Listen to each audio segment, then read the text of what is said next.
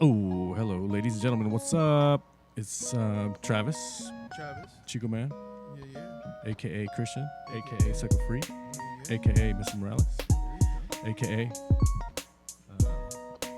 Insert here.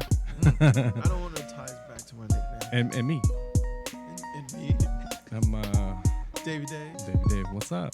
Hey, we're on episode 25, which is very significant because we made it to a quarter point to 100. Mm-hmm. It's a lot of episodes, man. It's a lot of talking. That's a lot of hours. Yeah, literally talking about I mean, hey. What did we talk about? I know, that's true. People are still tuning in, so. Catching up. I'm still catching up myself. Oh, that's good. Well, you were here. Well, I know, like the actual listening part of it. Remember I said I wanted to build it up like Maybe like a little marathon, low key. Yeah. Maybe like when I drive to San Jose or something like that. No, it's a tradition for me. So, okay, what is your go-to podcast? Say if you're driving, just off the bat, what do you turn it on? Irate Masterminds. For real? Yeah. Oh, like Stone Cold Steve Austin. Okay, cool. You mean outside of this? Yeah. If say just like my go-to is NPR in the morning. I have a structure. In the morning, I listen to NPR in the morning. Yeah. I listen to the day before, and that day if I haven't listened to it already. Yeah. And then I go to NPR Now, which is kind of like a different thing. Yeah. And then I have Mike Tyson's Hot Boxing. Okay. And then I have Drink Champs. Mm-hmm. And then there's a new one I started listening to. Shout out to Jonah. It's How You Feel Neil or something. The guy that was writing with Dave Chappelle. Okay. He's getting on my nerve now. Yeah. He's a little ranty. Yeah. You know who I met from the cool. Chappelle show? Well, two people actually. Ashley Larry and Donnell Rollins. But I met the director, man. I didn't know he was the director for Chappelle That's show. cool, and you don't know he didn't. Yeah. How did you find out it was him? Like someone pointed him out? Or Stearns told me. Oh, okay. It was one thing that we shot in L.A. That's and cool. I don't know. It was just five of us. And then I was. It's funny as fuck. Those behind the scenes guys are just. So those are the guys you want to be. he was laughing, and I was like, "What the fuck?" I was like, "What is this?" Because on the outtakes, he's on a lot of the outtakes, and so he hears this voice, and I was like, "Oh," and then I put two and two together. I was like, "Oh, that was him, Rusty." Yeah, shout out to Rusty. That's what's up, man. Anyways, and I listened to, of course, Joe Rogan, but I also listened to. I can't do that in the car. Yeah, there's no trip I'm taking. It's 3 hours. Well, those are the ones I have to walk around with my pods. Now I told you I have to put the wire back in. Joe Rogan is straight take you to Vegas, bro. Yeah, seriously. Oh, damn. And then I listened to Alex Jones, of course. Alex Jones. Yeah. The big guy? Yeah. Oh, yeah. Infowars. For entertainment? Yeah. He's that type of guy where like you want to know what he's saying. He's too like a lot of these are filmed in the morning. How are you that angry in the morning? How are you that like?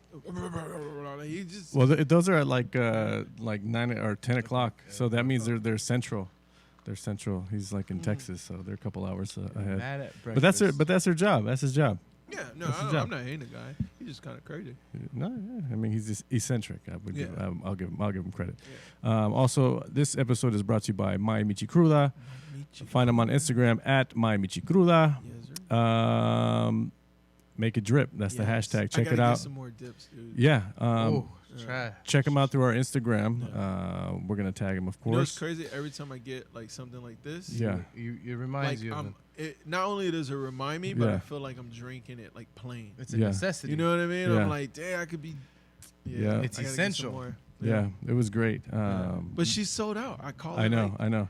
I'm like, yo, can I get? She's sold out. Bro. I need some more I needed more for the 4th, but no, let her make her business. But that's cool. So check them out, My Michi Cruda at Instagram. My Michi Cruda, hashtag Make It Drip.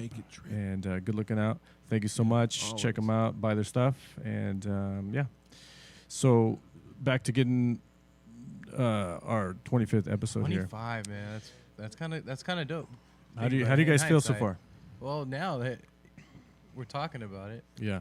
Let me get some of this, actually. In hindsight, it's awesome.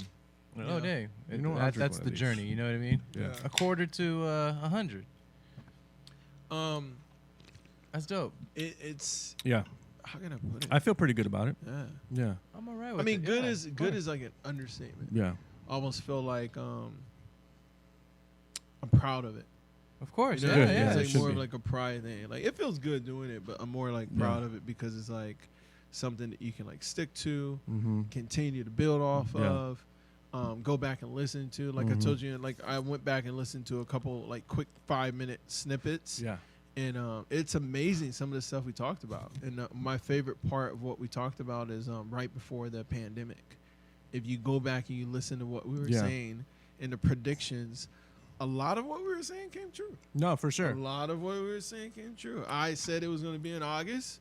It opened back up and then it shut right back down. Yeah, of course. And it's looking like it's August. We also talked about a lot of stuff. Yeah. It's amazing how much material we have. Yeah, that's true. We talked about a lot of stuff, man. That's a lot of hours. That's a lot of. So basically, we have it's average 2.5 hours. Yeah, since like we started. 50+ hours. So I think when we started, we were a little timid, and I think we did like 40 minutes, 45 minutes. But also, I was editing it because we didn't know the fuck we were doing. It crept up to an hour, 30. And then I just let it kind of go and just left it long form, which is okay because people are still listening, man. That's cool. I mean, even though they've been creeping 2 hours past, people are still listening. So there's one thing I did remember that we said, and it dawned on me when I was doing the math of how many hours in season 1. Yeah. So in season 1, there's like 50+ hours. No, it's a little less than 50, which is basically 2 days of talking. Mm-hmm.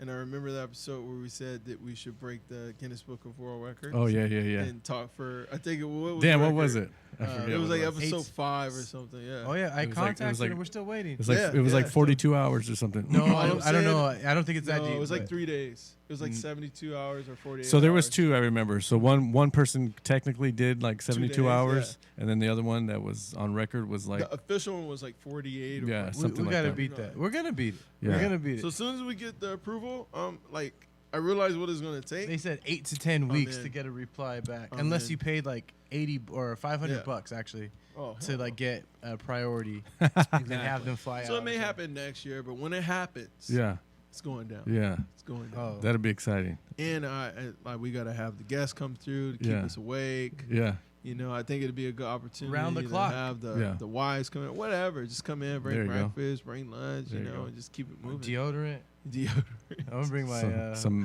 crack, some wet wipes. What's it called? The bag, my traveling bag. Oh yeah. Traveling hygiene.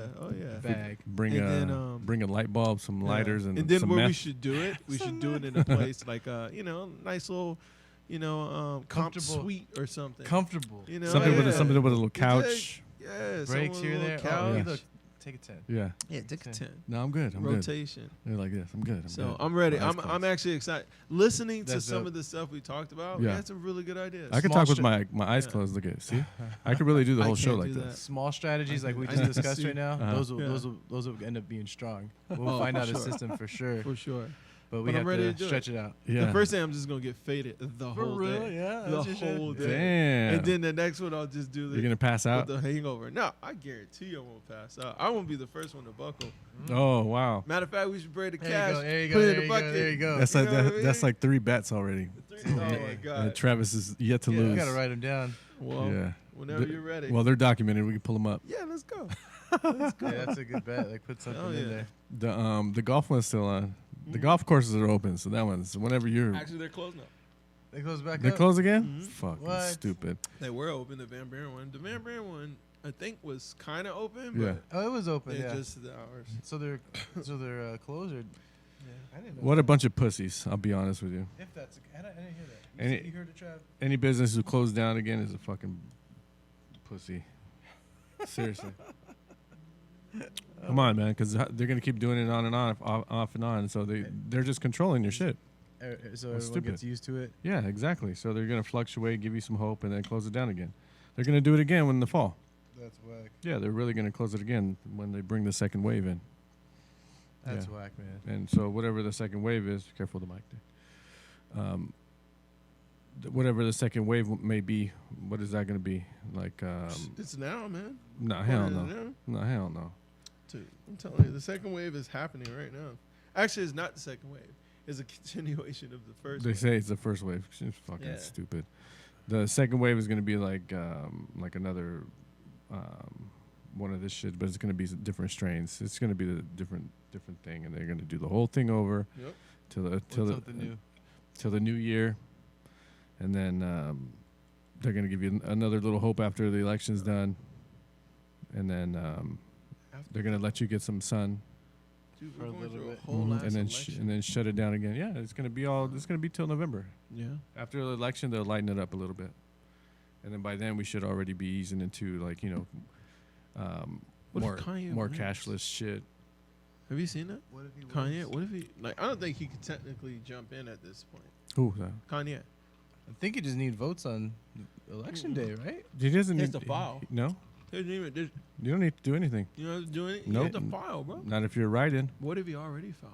No, Maybe he did. It would be, you could look it up, but you don't have to do anything. You don't need any paperwork. So there's a process. You have to file paperwork saying that you are officially running. Yeah. Because then you have to get signed into all these like mandatory events that you have to show. No, that's not. No, not if you're a write-in. If you're a write-in vote, you don't have to do any of that. Oh, you mean like the people want you in? Yeah. Interesting. Yeah. So you don't need any of that. They could write. I could write your name. Or. I just think the way the democracy or republic is set up, there's no way he could win, because like even if he won the popular votes, like Joe Biden would have all the delegates that he would need, not delegates that he would need in order to win. So it would be a waste of time and money. Or it would be genius, not spend any money and just pop up at the end. Take it all. You know what I mean? Yeah. Like they spent millions and millions of dollars campaigning, and then all of a sudden, boom, he's show up at the last minute like, yo, vote for me. Well, I mean, there's a couple of reasons probably why he did that.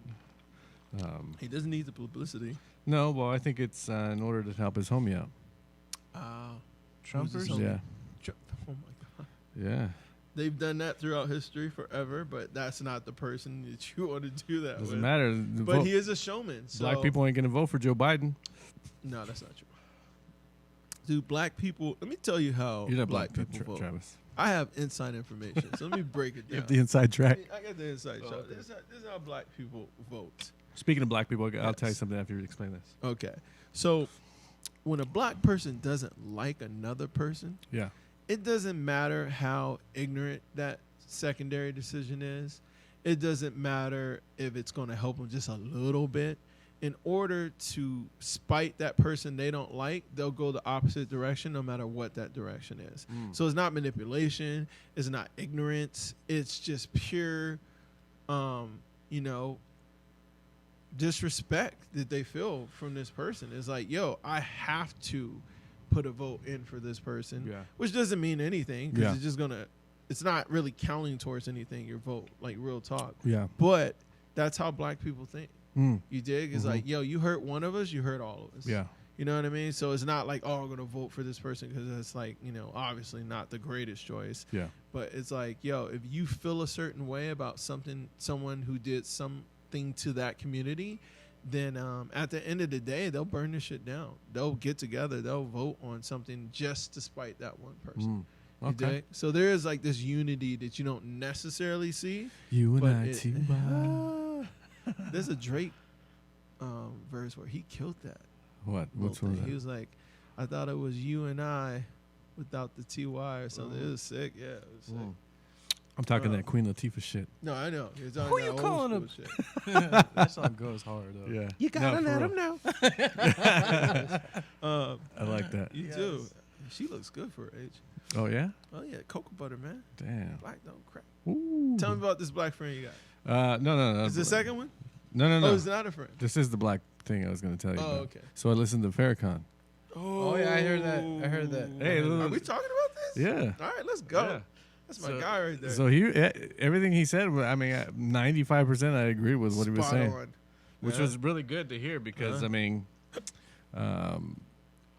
he's been known to just, what do you say,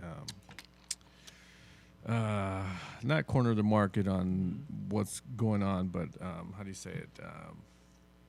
Be a little one way, one-sided. Yeah, one-sided on. That's what I noticed about this too. Is it felt more worldly than, Nation of Islam. You feel me? Which was very bizarre. That's not bizarre, but more like. It was refreshing to hear from me. Yeah, it was more, and he talked about the Bible more than he the extended his normal. Yeah, but you notice that he was quoting more Bible verses than he did from the Quran, which was also refreshing to hear. Yeah, no, because it kind of makes sense that once you become so knowledgeable, it would be ignorant to divide them. Yeah. You feel me? Yeah, exactly. Because they're all teaching a certain lesson. They're all warning about a certain thing. Yeah. So he's seen the correlation and then giving that to the people. It was a deep speech. I love that. Yeah, and what I liked is he was telling everybody don't take the vaccines. No vaccine, no vaccine. Now they're trying to break it out in Atlanta. No. Yeah, exactly. So there's another one of his guys that I follow, Reza Islam, and he's saying the same thing. He's been saying the same thing, even before the pandemic started, which is bizarre. Yeah. But they're all saying don't take the vaccines. Yeah. Why would you trust on? I mean, look at the Tuskegee Airmen. Yeah. All the different ways that the country has failed people in so many different. Like, why would I trust to take a vaccine? Yep. So, take them if you want. That's cool. It's up to you, man.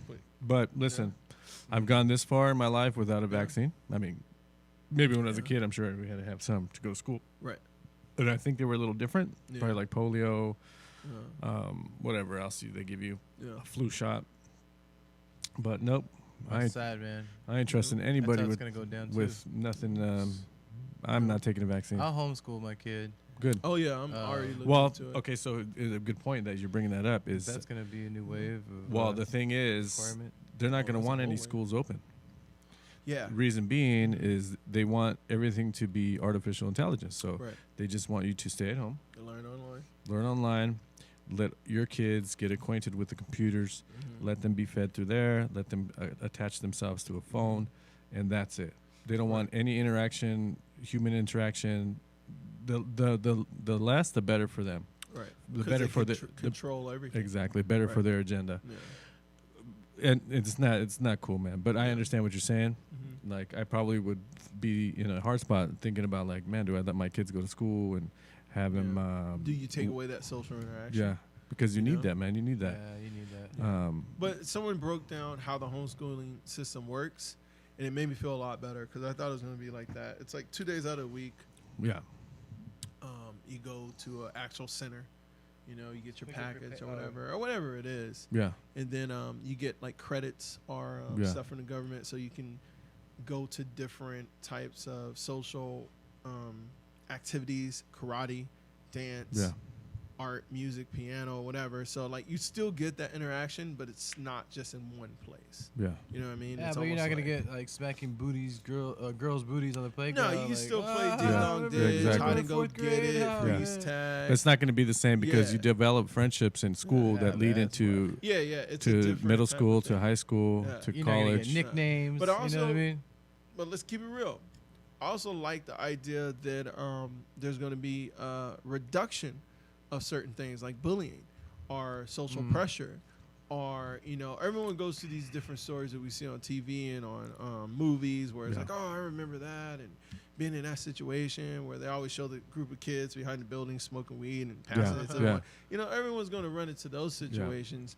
But I like the fact that because of the isolation, you have no choice but to develop a free thinker. Yeah. You did?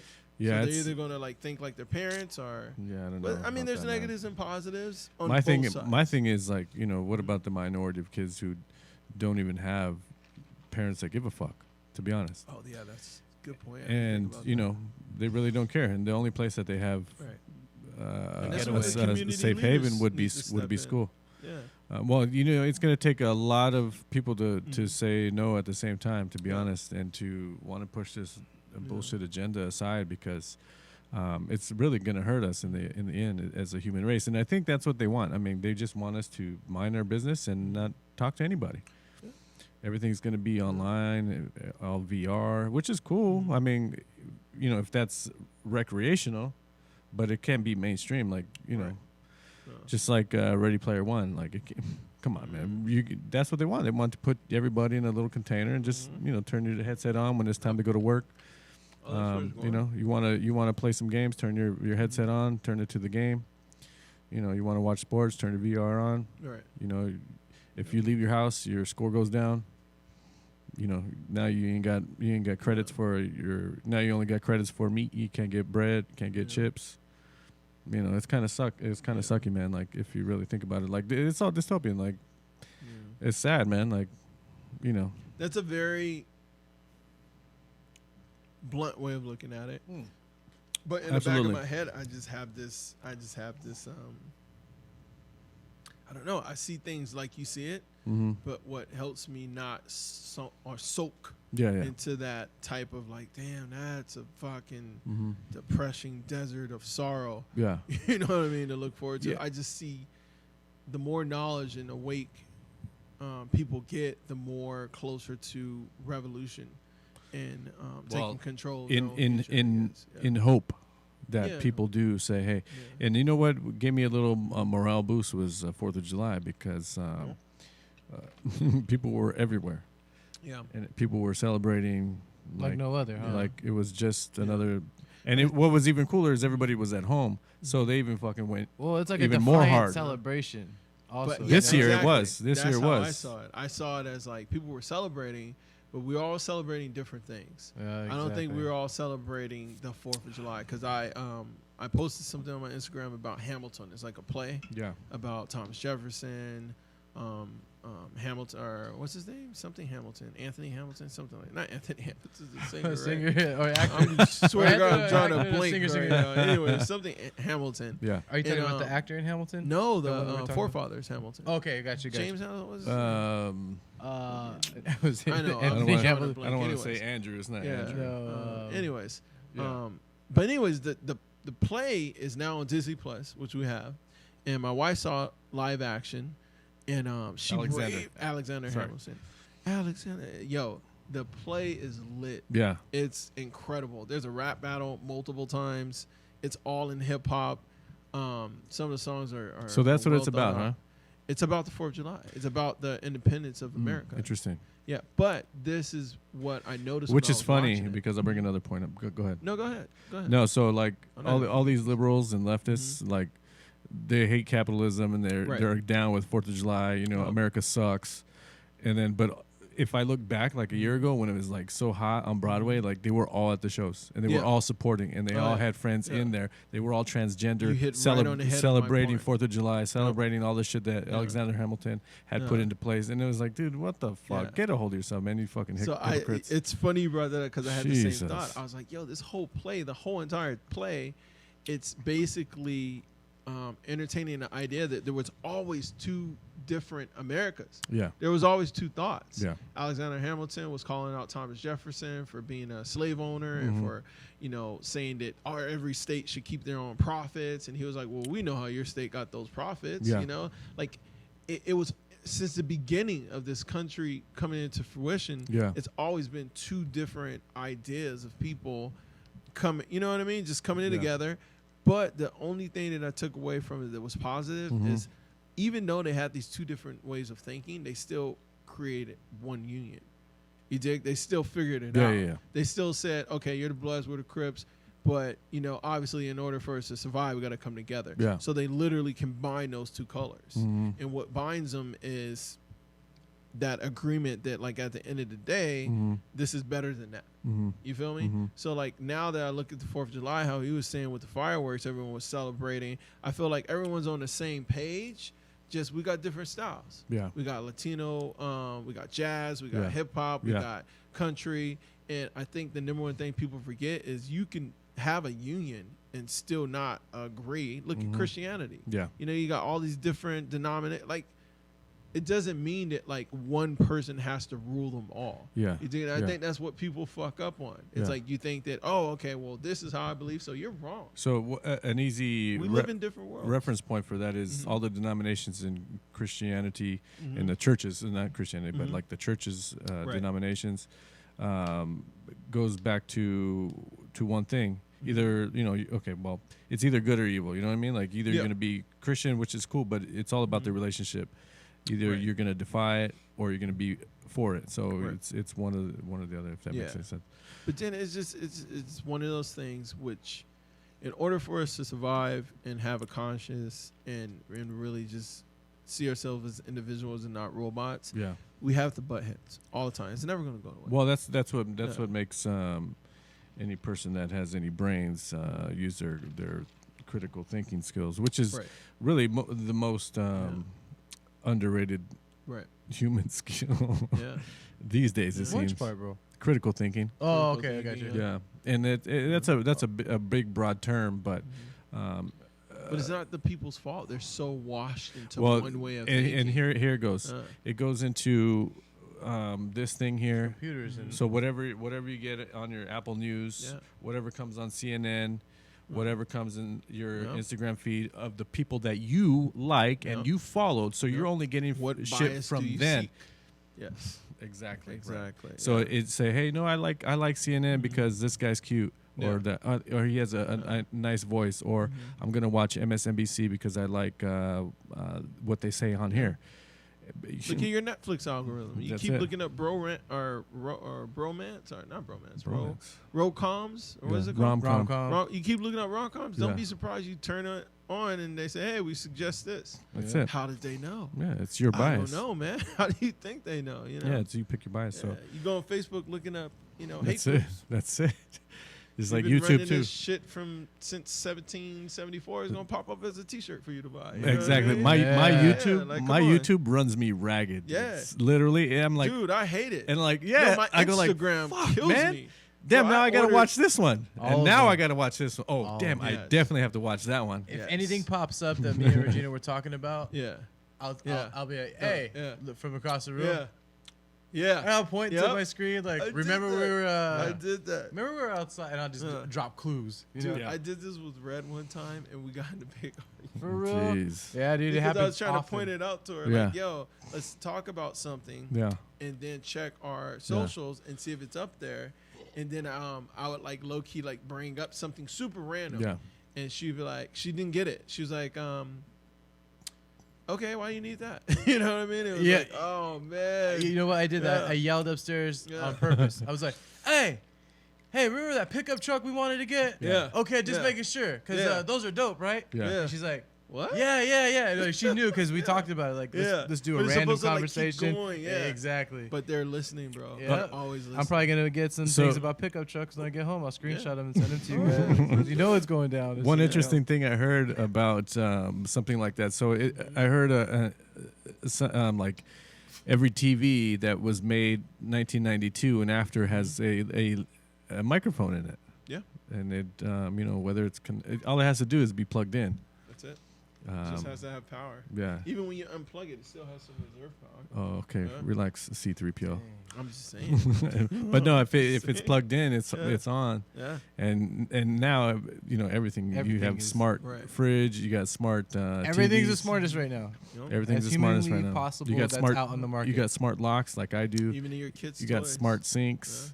Yeah. Did you see the RFIDs in the bras? Yeah, I saw that. I posted it on my Instagram. That was yours? No, it wasn't mine. But I RFIDs. Why would you need an RFID in bras? Yeah. Hidden. Yeah. Not like exposed. Well, I know why they do that too. If you steal it, then that's different. No. But I'm saying that it could be. You can put an RFID to make it go off if you scan it. Yeah. Yeah. If you scan the whole lot. That's not why they're. No, I know that. Okay. But that's a different type of tracker. RFID is.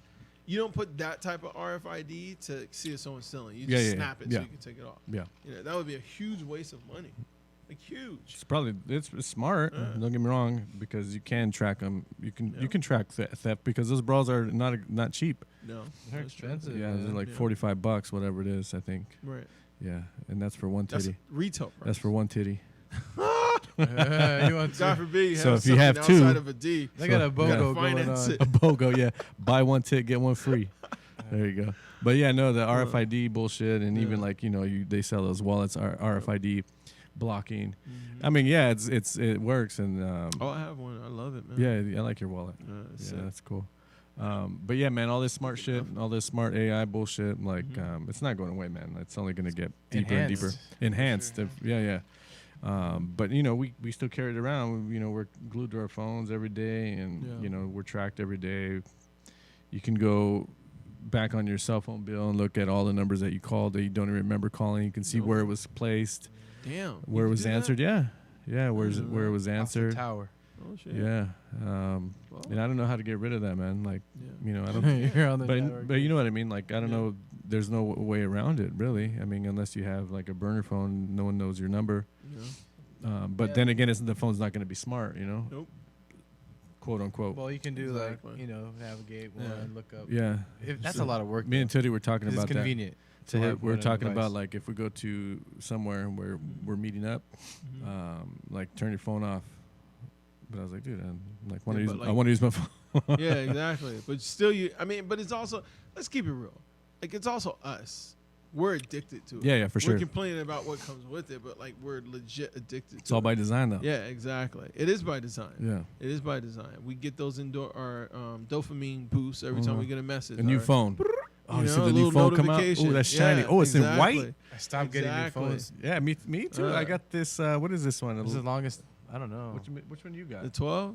Oh, the X10. Oh, that's what I got. I got the XX Max, or the 10 Max. Right when it first came out. I got it. The first week, and now I haven't got a new one since. It's like 2 years, right? Which one you? Yeah. I have the 8 Plus. Oh, okay. And it's wonderful. Yeah. What's the new one out right now? The 12. It's about to be the 12. Oh, see, I'll wait. See that? I'll wait. Yeah. So I do like the convenience of it. Of course, dude. Yeah, I mean, this was the fastest phone that I've ever had, and like it's only getting faster. Yeah, it'll only get, quote unquote faster. So they're gonna have 3 sizes of the new phone. Oh, really? So one's gonna be like the. I think it's just all hand preference, huh? Size. Yeah. One's gonna be like bigger than this. One's gonna be this size, and then one's gonna be a little, like around the size of the 6. What is that one you said? XS Max. Okay. Oh, the big one. Okay, I got you. Yeah. See, and then they're gonna have a bigger one than this. Oh, which is like the new Samsung S20. That's gonna be that size. S20. Which is really, really cool. But fuck, man, like I haven't updated my shit because it's got that stupid contact tracing bullshit in it. Yeah. But I'm going to update to 14. So but all the new ones. I was trying not to do it. No. I heard you could turn it off. Yeah, right. You can quote unquote, just like it doesn't track us where we make our phone calls. Yeah, it's in apps already. 13.5.1, 13.15 or something like that. So I recently had to go get tested. Right. This one's on 13.2. Oh, okay. So I recently had to go get tested. I chose to do it through CVS. When you sign up for CVS, you know how I told you when I'm in my car, if any app that I'm opening is recording? Yeah, I seen that. You showed that to me. Yeah, And I went to the CVS app, it's recording. On the CVS app. I went on here too. What's recording? Hold on. My camera. So you can tell them when I'm going to tell you what recorded here on mine was when I opened Snapchat for a split second, that little red bar shows up. And I was like, what the fuck? Yeah, it starts and it just started happening. As soon as you open up your app. So when we were in his car, we were driving. Yeah. And then the time he was like red. he was like, look at this top left corner. Every time he would switch out of an app or go press a station and go back to the Apple Play, it would record for a couple seconds, take some data, and then turn off. Yeah. And then if you switch a song or do something else, it'll record again. So if you open up, these are the apps for sure. If you open up Instagram, Facebook, Snapchat, anything that has to do with Facebook. But now I'm starting to notice it on regular apps, just apps that don't even have the camera app. Yeah. Like, there's not even a camera function. Like the CVSS, there's no pic or video they need to take. But now that I signed up for the COVID-19 thing, it made you sign something, and boom, it starts recording. Yeah. So now they have a picture of you. They have trackable, location. They have access to all your. So even if you don't download 13.5, they're still going to find. Yeah, and they might know that you have COVID. No, I came back. No, but I'm saying, I was like, quote unquote, you may be around people that you suspected had. Yeah. So that's how they can track it. Exactly. That's what they do. The fucking so even bastards. if you don't upgrade, they're already tracking. Exactly. Yeah. But this if you have an iPhone, they're already tracking you. But this is just blatant. It's in your face. I mean, they're not hiding the shit anymore. No, they're not. You know what I mean? Like you hear all these people saying New World Order, all the fucking mayors and bullshit. Yeah, exactly. For sure, they're tracking. Yeah, your of course. temperature, you know what? Everything. I haven't even worn mine since for months already. Yeah, dude, I guarantee you they're sending all the data of people that are running over 100 degrees in temperature straight to the government, straight to the CDC. I'm telling you, like in everything. Unmarked car following you, like what the fuck is this? Why no, is that? because you're suspected of having a fever, and you might be a symptom for COVID-19. Yeah, right. Give me a break. I low key was kind of worried. Why? Because I've been out a couple places. Travis, are you sick? No, exactly. I mean, I cough every now and then. Dude, yeah, because but that's what it does to you. It makes you think that, like, I remember I was at work. My manager comes over to me. She's like, Travis, you've been coughing. Yeah. Like, so it made me nervous. This is the biggest lie that they're telling everybody. Like you're guilty of something. Is that without doing shit? Yeah. I feel guilty. Wow. Yeah. It is a big lie, but there's also truth in it. No. So the biggest fear that they're instilling in people is that you're asymptomatic, which is fucking bullshit. It's complete bullshit. Yeah. Like if you're not sick, you're not sick. That's the whole thing. Oh yeah, I have AIDS, but I don't show. Right. Like what? No, bitch, you're gonna fucking look like Tom Hanks. Said about what this is, the COVID. Yeah, he's exactly right. From God. Yeah, because it was given to these guys. They made it. He quoted some things in the Bible that literally point to a pandemic. No, for sure. But I'm saying maybe not literally, but I'm saying he's allowing it to happen, of course, which because men has free will. Yeah. So like they're able to make that shit, and they can engineer. They got smart guys. Whatever it is, they do. Whatever happens in the health organizations. You can make whatever you want. Yeah. Just like they made AIDS the whole bit. Have a patent on HIV/AIDS. Yeah. They have a vaccine. Mm-hmm. You know what it is? It's fucking hydroxychloroquine. You know what I mean? Yeah. The fuck is that? Yeah, it's the one that Trump said was. You always gotta show off your medical degree, bro. It's the one that Trump said. It's the one that Trump said mentioned months back. Oh, where he slipped. And everybody was like, no, shut the fuck up, you fucking orange bitch. Yeah. Well, he said it he said it in a way like someone told him what it is, and he didn't know what it was, and the way he described it. I know how he works. He's probably, and I know how he is. He slipped and said that. But no. Didn't he say light? No, that's ultraviolet light. What they do, that's a treatment. It's a treatment to get rid of like germs. But they have a scope you put in your lungs. They turn the ultraviolet light on, and it's the same deal. That's that treatment. I did not know that. Yeah, that's the treatment. How to get through your mouth? Yeah, through your throat. And then they hit you with a brightness like. Yeah, all UV. Oh wow. Yeah, look it up. Know that. Yeah, it's on record. Wow. But hydroxychloroquine fucking clears more than just fucking a cold, and they don't want any of this shit. That's why everybody you didn't hear shit about it from anybody, and everybody was like, yeah, this fool's fucking full of shit. Sorry about that. You know what I mean? I don't want to forget that. But yeah, I mean it's been around forever. But and they used to give it to malaria patients, and but and it's got the same shit in it that like tonic water has in it. Quinine. Quinine. Yeah.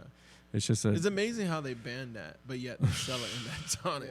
Dude, and it's nothing but an enhancer for you to your body to absorb more nutrients. It's like, what? You banned this? Yeah. Oh, because you couldn't make money. Just like zinc. Oh, so if you take zinc by itself, that's fine. Yeah. You can't take 100 milligrams of zinc for 10 years, you'll fucking die of kidney failure. Right. But if you take 30 milligrams of zinc every day, health benefits all day long. You're able to absorb everything that you eat. Yeah. If vegetables, if you take vitamin D, you take vitamin C, it's going to absorb it now. Yeah. Now it's flowing through your veins and if you keep that up, boom. Exactly. We just had some chili cheese fries. And it's going to make those white blood cells like big balloons inside your body.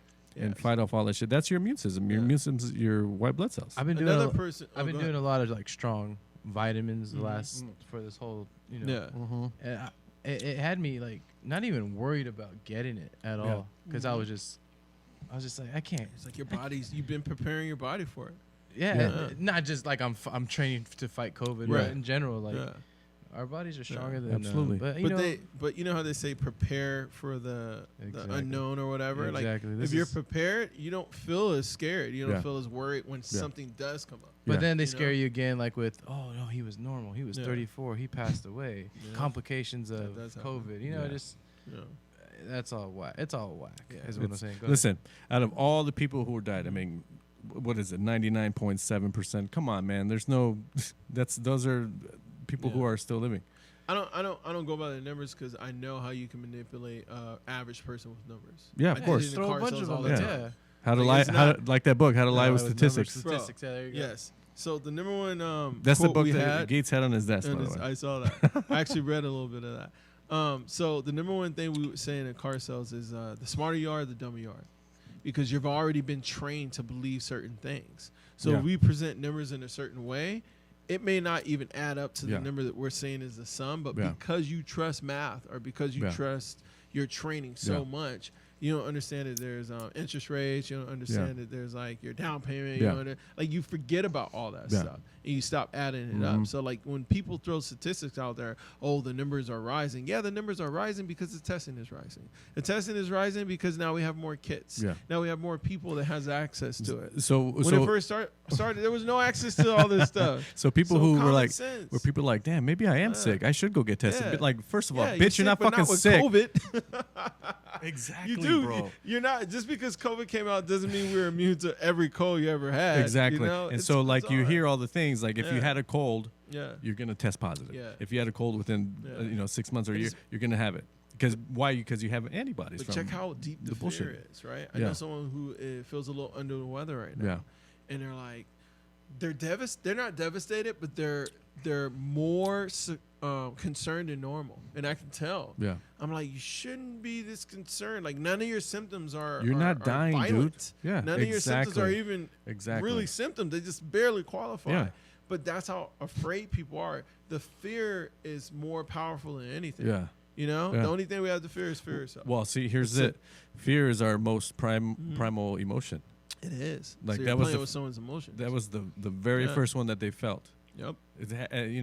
What do you? As soon as the Adam and Eve shit was done, fear. Boom. I did something wrong. Boom. It's a war tactic. It's literally in the art of war. Yeah. You know what I mean? If you can instill any kind of like fear, like you know how they say your reputation,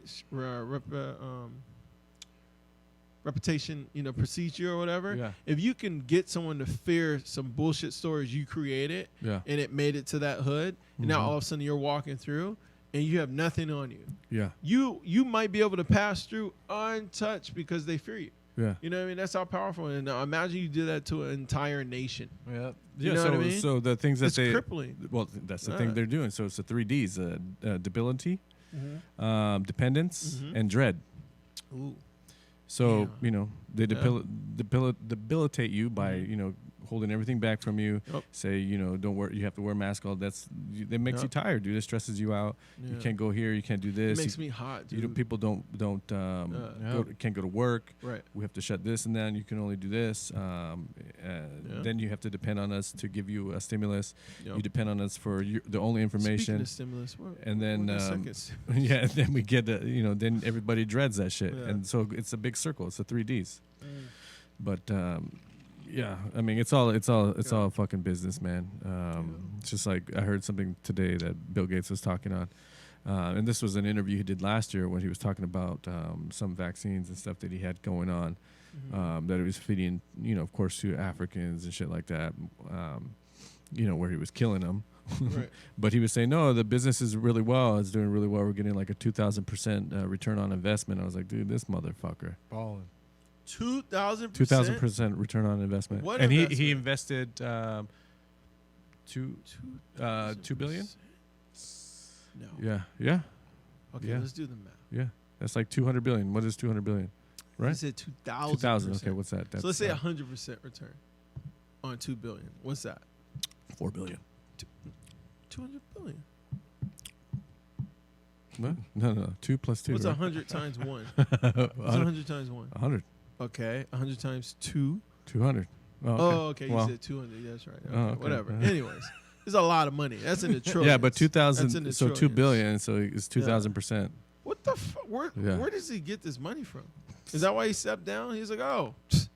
Light work. He don't need to do anything. He just on that stress. Okay, well, listen. When, so time comes out with the richest man.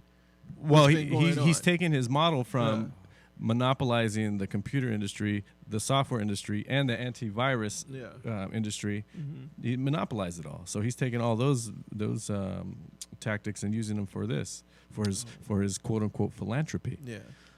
You know what I mean? Yeah. So all of a sudden he's a philanthropist. Yeah. So they're gonna come out with some shit this fall. So buckle up. Buckle up. This one will really get their attention. That's what he said. Really so evil. Fucking punk. Yeah. Yeah. He's a fucking crook. Let him do what he's doing. Fucking crook. Catch up to him. A crook.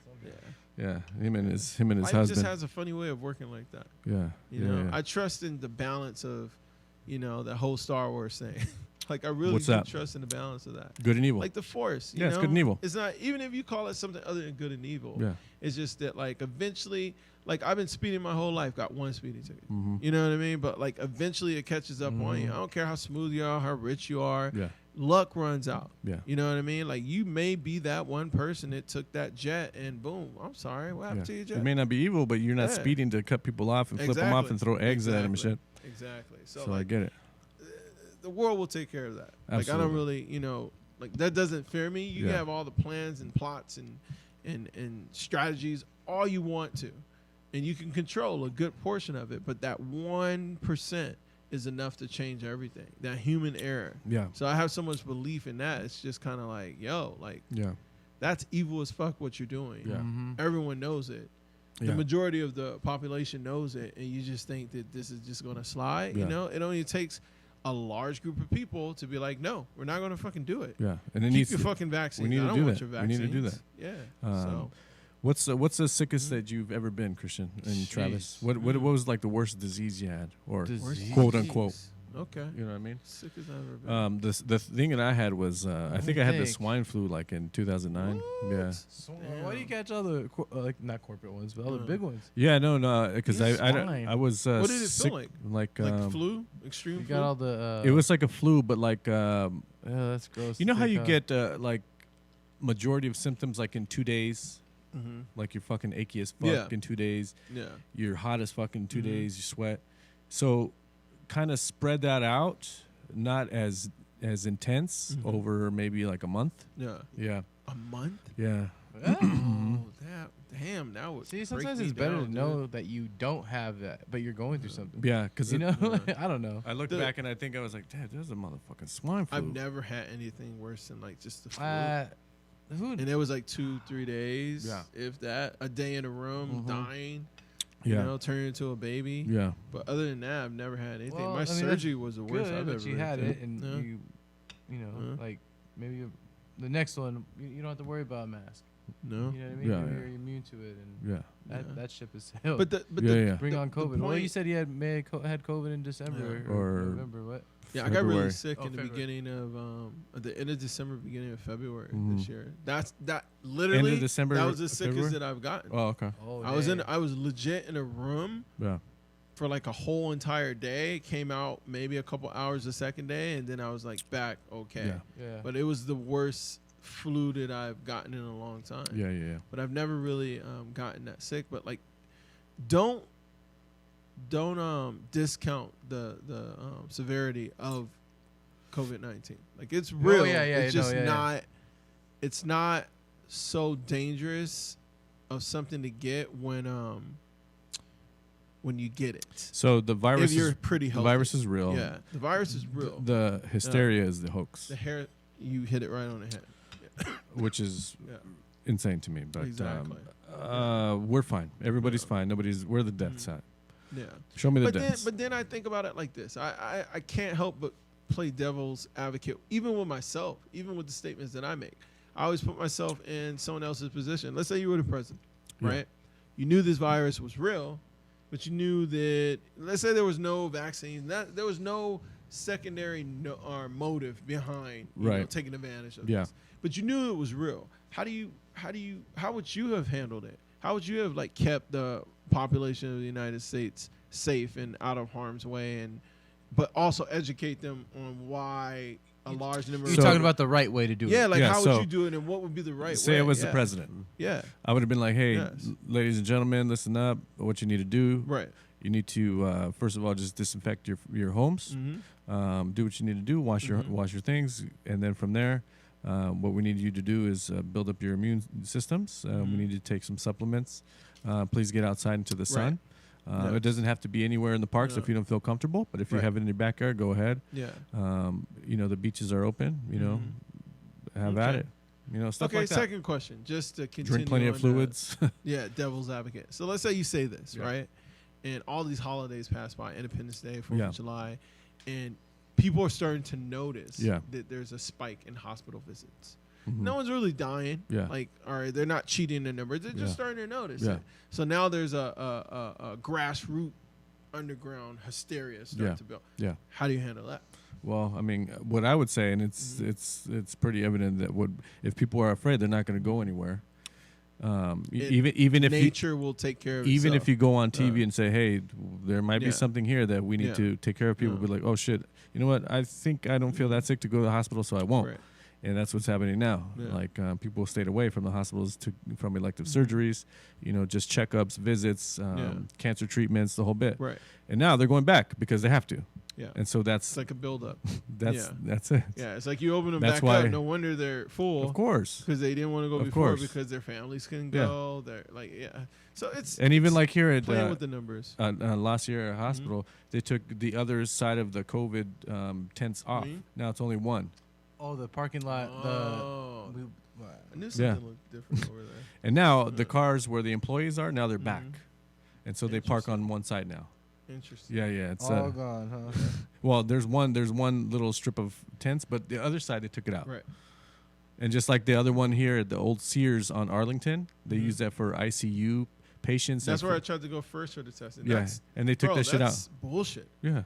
And they took it out. That's like they're just stealing money from the government. Of course, I don't even know who. And there was a I think it was 300 beds. There was a ventilator assigned to each bed. 300 ventilators. How much were they a piece? Like 20,000 or something like that a piece. Yeah. And that's just cost. Yeah. So who knows how much we're buying them? California's buying them from. Okay, so let's do another prediction. Jesus. Let's do another prediction. So, which are going to turn that into a FEMA camp, by the way. Anyways. That's what I'm hearing. But I have my own theory about what that whole parking lot. It's okay. We'll all be in there together. We can talk about it then. No, I won't be there. I definitely won't be there. That parking lot creeps me out. I'm telling you, that's so, I'm telling you, the structure of it's just bizarre. There's fucking evil in that place. It's grounded. That's where that's the fucking portal to the evil shit. I'm telling you, that parking lot. There's got to be. There's that's the fucking portal right here in Riverside. That's that place. Yeah, that I'm telling you, that Sears parking lot is just weird. I'm like, dude, that's a perfect government low-key location. It's just too weird. And you see how they have if you remember how it goes underground too? Yeah. They have the lower levels. The whole Series building, there's a whole entire building space underneath it. Yeah. There's a whole entire warehouse. Was it the garage that these, like where they change tires and all that? Or no, that's separate. That's on the top. Yeah. That's on the left-hand side. So the main Sears building is a complete square. Yeah, it's huge. Right? Yeah. There's 3 entrances. And then on the back side, there's the garages. Yeah. When we go down, there's an escalator that goes down into another floor. Yeah. That floor is where the appliances are, conveniently. Yeah. So the appliances, so when you're bringing appliances onto the floor, you got to bring it from a warehouse. Yeah. So the warehouse is underground. Yeah. So there's another room underground. Yes. That's why I'm thinking that it's bigger than it is. You know what I mean? And when you have a building like that, you strategically put it right in the middle of the parking lot. Yeah. Yeah. So I don't trust that place. That's going to be a fucking FEMA camp. And I remember when I was younger, when I first moved to Riverside, I remember seeing 2 black SUVs, FBI style, going into that parking lot. And then I remember coming back from the store and they were just gone. Do you remember the videos that people were taking, maybe like the Walmarts? Of the Walmarts, like 3 or 4 years. Yeah. You remember that? And they would empty them out and only the pharmacy was open. That's it. And like, people were saying they were seeing trucks going in. Yeah, trucks loading in, and then they would open back up. Yeah. Like a year later, they would say they were renovating. Yep. And they would have everything covered in plastic. They'd have 2 like. That was that Jesse Ventura stuff. Yes, exactly, bro. Exactly. That was the same. So all that shit they put in place already. That shit was over. That was 10 years ago. Something was that was a while ago. Yeah, it was like 10 years ago already. When when they kicked him out of fucking Minnesota. Yeah, they kicked him out because he was telling the truth. Yeah. He's like, I'm going to keep it real. That's him. Yep. Yeah, he told all this shit already. He's probably like, fuck Yeah. these guys. I know what the fuck is going on. Dude, it's very strange. Yeah. So it's weird that even that if guy, it's just storage, it could be like, federal storage. It doesn't matter, whatever. but they have a plan, obviously. Yeah. So if there's something being stored down there, or if they're using the building for this now, what are they going to use it for later? All of a sudden, it turned into that. Not all of a sudden, of course, because they knew. No, we have a building in the middle of Riverside. We have a building. Yeah. Yeah. I don't know, man. Yeah. Some weird shit. Yeah. It's weird that certain people that you never expected would be. I don't want to say whistleblowers, but expose certain things like Jesse Ventura. Yeah. And then maybe Rodman had, at one point he had a chance to like Dennis Rodman. Yeah. To go change the world. Like, hey, be cool with Trump, Mr. North Korea. North Korea. You know what I mean? Like he legit had Mm-hmm. He could have changed the world. Yeah, he had a good friendship with that guy. Someone told me. Have we heard anything from that guy? Someone told me. You want to try this one? Yeah. Someone told me that North Korea is actually just a large test site for different vaccines, for different I'm sure. illegal, experiments and shit like that. I'm sure it is. I'm sure that he forces them to do it. Yeah. So say they probably break up families the whole bit. And if you don't like it, you can. He said that's why they do the generational prison sentence. So let's say you do something. No, for sure. Your son gets the same sentence, and his son gets the same sentence for 3 generations. They do that in China. Like that's messed up. Yeah, that's like inhumane. Like that's so fucked up. Like your son's son doesn't have nothing any to do opportunity. That's like some Genghis Khan crazy, shit. Man. That's like that'll make you think 3 times about what you do. Well, that's what I'm saying. It's not. It's not fun. It's not. It's controlled. It's not normal, man. That is not normal. Freedom is a human right, man. When you're born, like we're not. Not in those countries. Well, I mean, typically that's how we're born. That's why into freedom. Now I see why they'll risk everything to escape. Yeah. You know what I mean? Yeah. Like, we take so much shit for granted here. And then when they come here, a mask isn't a big deal. Oh my god! Exactly. the Chinese. It's like all I have to do is wear a mask. They wear a mask over there because the fucking air is shit. I know, right? For a fashion statement. It's fucking shitty over there. Yeah, that's why they wear a fucking mask. Otherwise, you're gonna fucking die.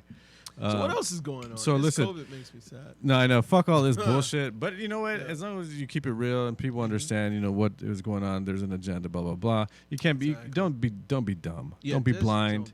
You can have your own opinions, but don't be a fucking idiot about it. Right. And then idiots not mean wear your mask. No, I'm saying fuck that shit. Look into it deeper. Look who's controlling this bullshit. You know what I want to talk about?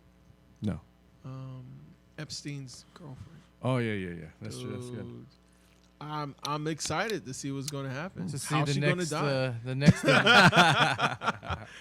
not laughing at her death. I'm just saying, like, fuck her.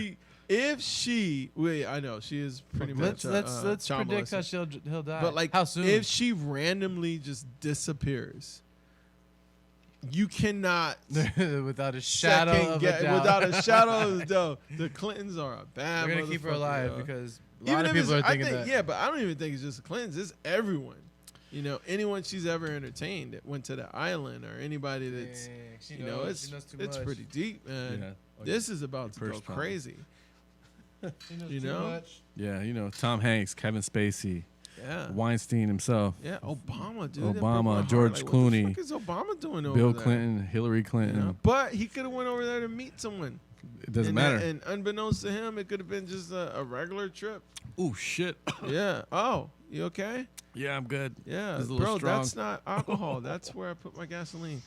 Oh, yeah. Yeah. Oh, fuck. Did you put vodka in there? Yeah, I did. Breathe yeah, that'll get you. You got to stir it a little bit. Yeah, there was. I got to tell you. Oh, my God.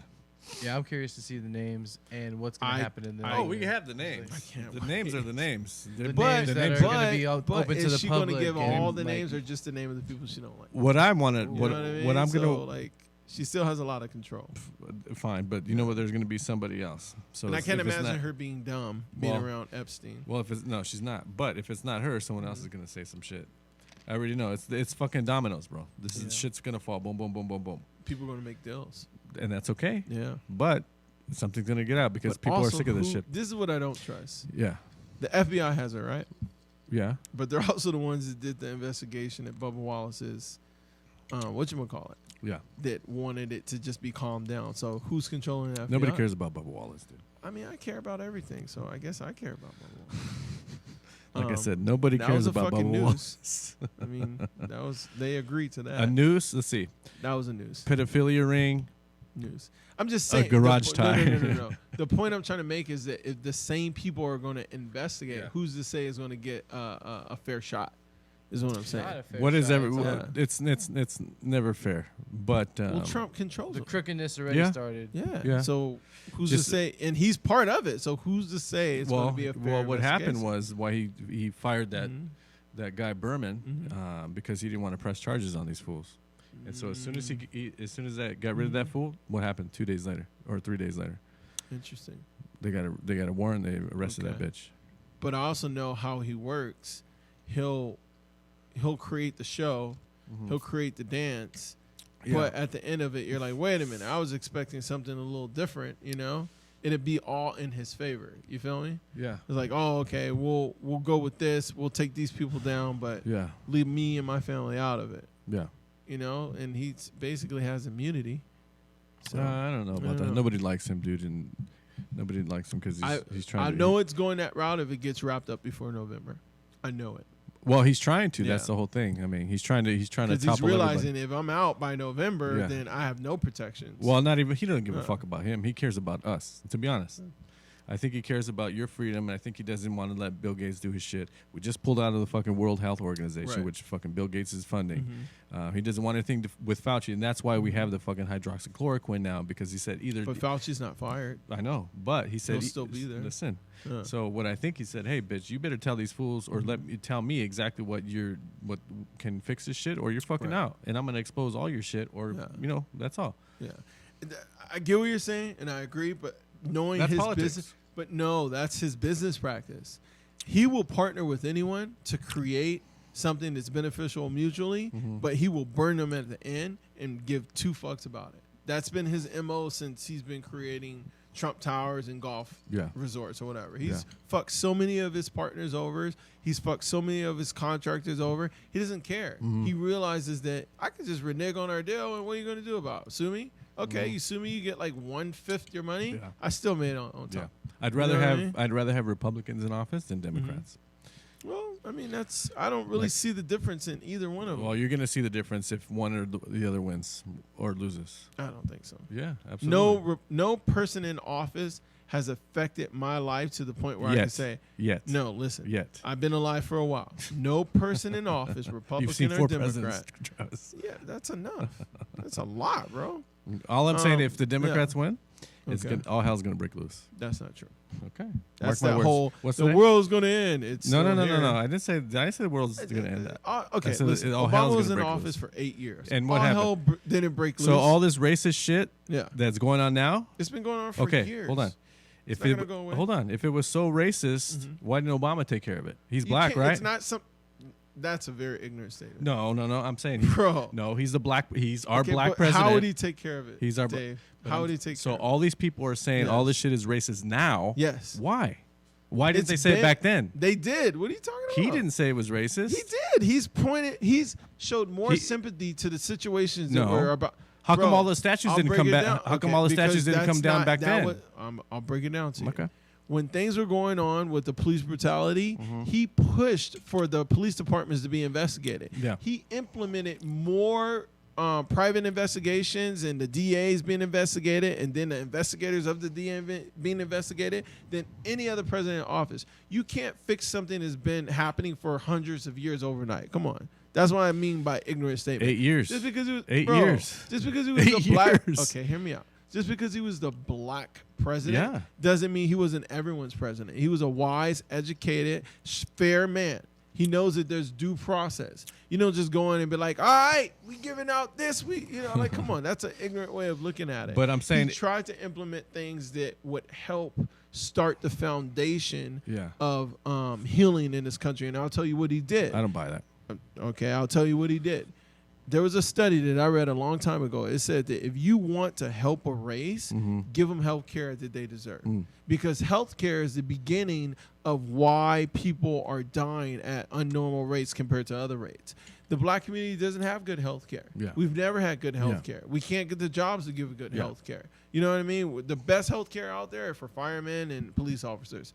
I legit had an argument with the police officer telling me that health care is like $300-400 for the average citizen. What the fuck you talking about? You pay $33. Yeah. Why can't people afford health care? He was that blind to how the world works. He thinks health care that he's getting costs around $33-40. Yeah. Because he's a police officer. He has no clue how the world works. So Obama tried to correct it by subsidizing it a little bit. So that way, if you could take care of your health, you could take care of the longevity of your family. So according to you, you're comfortable with Republicans in office. That's fine. No. I don't care if either one is in office as long as you're a good person.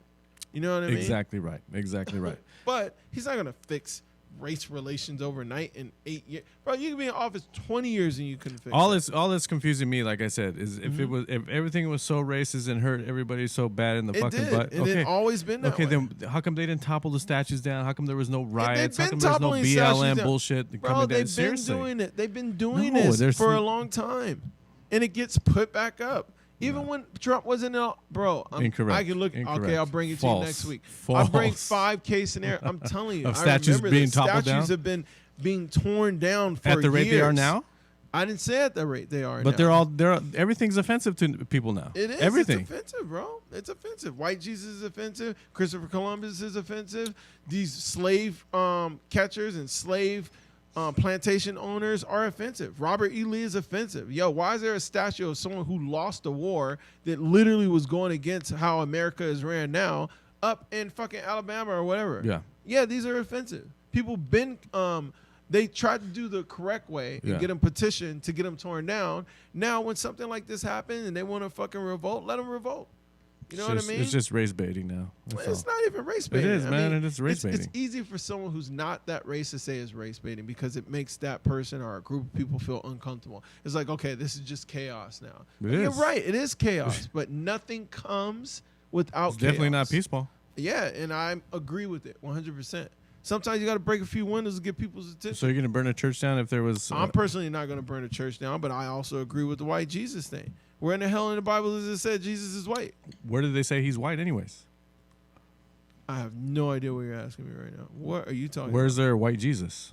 There's white Jesus everywhere. Where? In multiple churches. They depict them as white on pictures, on statues, on windows, on stained glass. Like, is that a serious question? Yeah.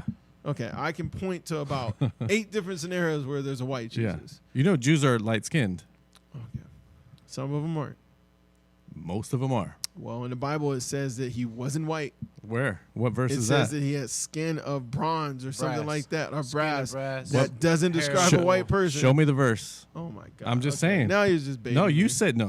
Okay, well, if we had more time, if you said that Jesus, blah, blah, blah, if you're okay with him being depicted as white, that is your right. I didn't say he's white. I never said he's white. I'm just saying, you're basically I said he was fair-skinned. To argue Most Jews are. it, Do you know how many Jews that I know? I don't know. You probably know a lot. Don't you work in Hollywood? I'm just saying. And they're all light-skinned. My point is, lighter. There has never been a situation where people were okay with how race are being handled right now. You don't want to believe it. That's fine. You know, it's not. No. It's not that I don't believe it. It's not you don't believe it though. No. Then you said, where was it when he was in office? Yeah, I said it's always been happening. Okay. People have been dying by the hands of police since fucking Rodney King, bro. Yeah. Like there was a riot back in '90s. Like you're making it seem like we were at a great place and then all of a sudden it went to hell. No, when you choose to live your life and not pay attention to certain things, like you're not looking at posts that people post if your feed is based on what you're looking for.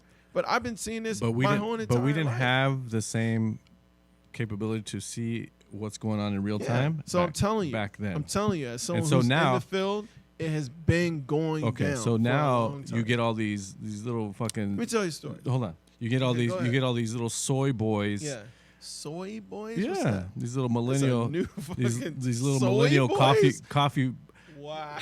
shop punks. Okay. That say, hey, I want to be part of something because they weren't all they were given their whole life was a participation trophy. Right. And say, hey, you know what? I stand with this. I didn't come from that generation. I'm not saying you. Yeah. You're not a soy boy to me. I know exactly what a soy boy is. Okay. It's all these little. That's a term that's blowing my mind right now. Well, you need to use that. Let me just tell you a quick story real quick, just so it give you a perspective. I got time. I was in middle school. I went to McKinley Elementary, right? Yeah. I went to Hamilton Middle School. These are all schools that are in Long Beach. Yeah. In Long Beach, at Hamilton Middle School, when I was in the 7th grade, we had a race riot on campus in middle. It's funny. There was helicopters that showed up. It was on the news. There was police cars. We had to switch bus routes. Bro, there was a race riot on campus. Literally, anyone that was with the Hispanic side had to walk on the left side of the street. Yeah. Anyone that wasn't with them had to walk on the right side of the street. This shit has been going on forever. It's funny now. Absolutely. But I'm telling you, it didn't didn't go away. Of course not. Just there's a boiling point. Yeah. And with the pandemic, keeping everyone inside, it gave the perfect environment an atmosphere for people to show up. And it was and it's not just black people. No, white people are speaking out. Exactly. I just saw a white guy break it down to the point where he traced it all the way back to the Roman Catholics and all the plunder and rape that was going on back in the days when they first started capturing people and taking people's land. Yeah. Like, let's keep it real. So 100% real. The Indians, the black people. I'm with you. Like, it's a fucked up situation. I'm with you. Believe me. But I'm saying for now, it's the perfect storm. You have access to quote unquote information daily in real time. Knowledge is power. You have and empowering. You have people who have been cooped up in the house, and you see videos of a black person getting harassed by a white person, and it just stems out. Boom, boom, boom. Yeah, and the arrogance is incredible. Perfect storm. It's incredible. Yeah. So I'm gonna leave it at this because it's not. I'm not upset. It's just one of those things. It's like, yo, people act like it just disappeared. No. I never said that either. A guy said today that I was listening to. Do you remember why I came home from fucking college? Because I was treated like a fucking piece of shit because I'm a minority, and that's okay. Yeah. I'm not holding that against anybody. Now let me ask you a question. Imagine if you were in that situation and you were black. Same thing, but different. How? The difference is you felt that way one time. That's not the only time. Okay, you felt that way majorly one but time. I can name 50 off the top of my head. Yeah, it happens all the time in multiple ways. I know it. But to keep the peace, we always have to play the bigger guy. You know what I mean? To keep the peace. We always have to be like, oh, no, laugh it to off. not be that guy. At work, when someone says a racist comment, we always have to take it with a smile. Oh, because everything's all listen, good. I've been with you at least 20 times. That shit has been awkward as fuck. Very. And the gun? No. That was like another. That's just the tip of the iceberg. But there's 20 other instances that we or even my brother and I would look at each other like, damn, we're gonna have to fuck somebody up. If Travis moves, we got to move. Yeah, and we just look like, damn, are we really gonna do this right now or ignore it? Enjoy our time right now, or why I don't or care get to about it. the statues. Like, it's a fucking statue. Yeah, who gives a fuck? Yes, you know what I mean. Yeah. Like, someone tore down the statue of Frederick Douglass. Yep. Then you didn't erase his life. You didn't erase his legacy. You didn't erase the books that he wrote. Absolutely. I don't give a fuck. Tear them bitches down. Y'all feel that way? Tear them down. Yeah. We'll tear 10 down more. Yeah. You know what I mean? So it's just one of those things. It's like the visual representation of what a statue is. It's a low key form of oppression. It's what they do in North Korea. It's what they do in China. It's what they do in Russia. It's what they do in Germany. Yeah. We've been saying it since we were kids on the news. Yeah, it's propaganda. Other countries. I remember that. Yeah, it's crazy. Weird things like that as a kid. Yeah, and you can't fix it overnight. One more question, and we'll drop this shit because we know we're reading the same book. Right. Maybe not on the same page, but we're reading the same book. BLM. Okay. Hijacked or not? Everything's hijacked. Okay, so yes or no? No. Okay, yeah, I'm gonna say yes, but I have to give. Go ahead. I'll give you a paragraph. Go for it. Anything that's good, once you start to involve money, will be hijacked based on the money that's involved. Yeah. You know what I'm saying? Unbeknownst to them, they could have took a large $5 million donation and have no idea what the philanthropists reasoning behind giving it. They're not going to not take the money if they don't know. Yeah. You know what I mean? So it's hijacked in a way that, like, it's not going to change the true foundation of why it started. Yeah. Yeah, the money's going to flow to a level where it could help, it might not help. Yeah. You know what I'm saying? So, the Red Cross was originally made so that way we can infiltrate other countries. Yeah. And invest in their war, even though it looked like we were helping the people. Set up shop. Yeah, so it's been happening for years. Yeah. That doesn't bother me. So one thing it kind of makes me, I don't want to say laugh, but in a sense, it's like, okay, all these fools that started that Chaz bullshit over there. Right. Like, these fools came from the BLM, supposedly. And they didn't get no money. Nope. Yeah. So where's that? Well, think about the Black Panther movement. It's almost like if you want longevity, if you want to survive, you have to play the game.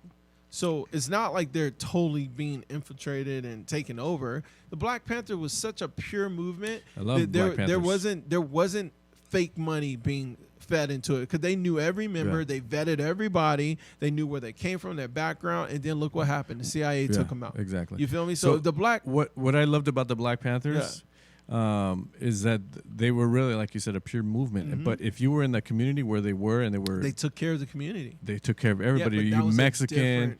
You were fucking. If you little old white lady in the neighborhood, they would give you food if you needed food. Right. They would look out for you, keep you safe. Yes, that's cool. That's cool. But it's not cool with the government. Yeah, of course not. So we learn from our mistakes. See, but we need to bring some of that back. But in the right ways. I know we can. It's back. You just don't see it. But it's going to be hijacked again. Nope. Not this time. Well, it already happened with the BLM. You think it is? I'm telling you. I know it is. Okay, put it like this. You know what like a front business is, right? Yeah.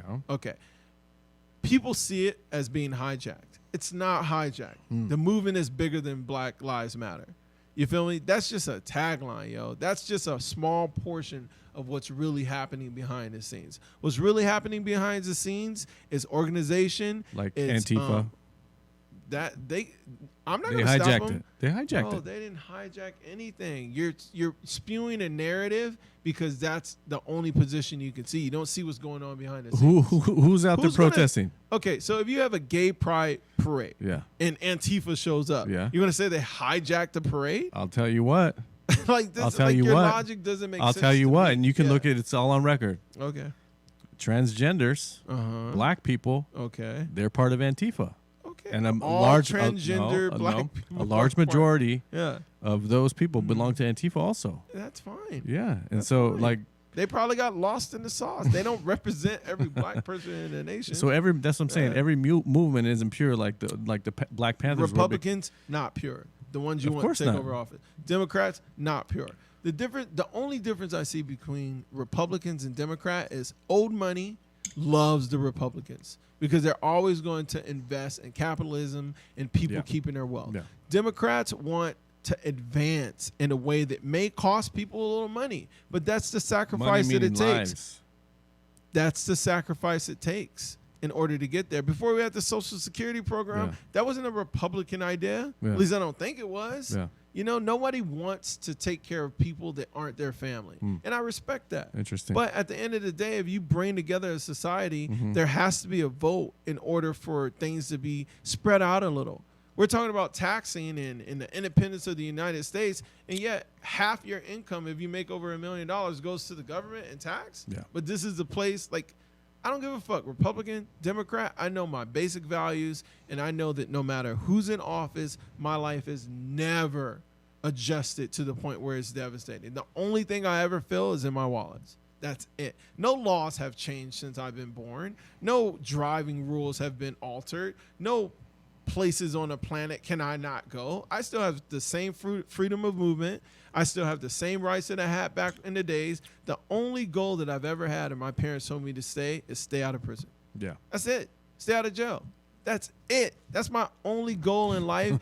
That, like, you laugh, but I'm telling you, that's literally when you become a slave. Well, mine too. Like, I don't want to go to jail. I don't give a fuck y'all voting. Like, if someone wants to have an abortion, they're going to do it. Yeah. You're not going to stop them. They may not go to the clinic, but they're going to do it. It's been happening since before these laws. People need to wake the fuck up and realize that you have all the power. You just don't know it. Yeah. You know what I mean? Yeah. You go by all these rules. Like someone very close and dear to me said that the only reason that some people aren't dead is because it's against the law to kill them. Yeah, for sure. You dig? So the same thing with every single rule. You follow the rules because you want to be a part of society. As soon as you decide to break these rules, you're openly deciding to not be a part of society so they can put you into jail. You know what I mean? But with a black person, it's a little different. Of course. You know, all our choices are a little different. The consequences are a little different. Mm-hmm. You know, you go out there, you shoot someone, it's like, oh, he's protecting his property. You know, dude, I go out there and shoot somebody, he thinks he's a thug. I hear it all the time. You know what I hear mean? from that's what the police is for. I hear about from my lawyer friend. Yeah, it's just different. It is different. Yeah. I'll never say it's not different, Travis. You know that.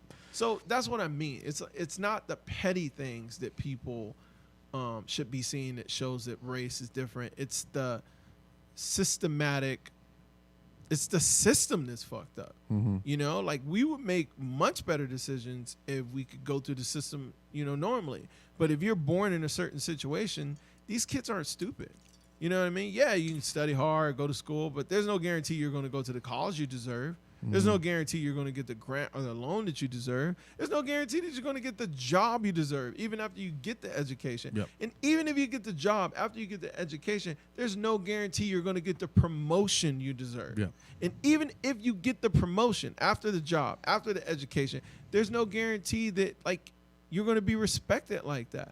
So it's like there's so many things you can find. They're like, oh, well, Jay-Z did, or this person did it, or that. Okay, cool, good for them. Yeah. But how many other people that took the same route that didn't get it? It's exhausting. It is. You know, and people see examples of it all the time.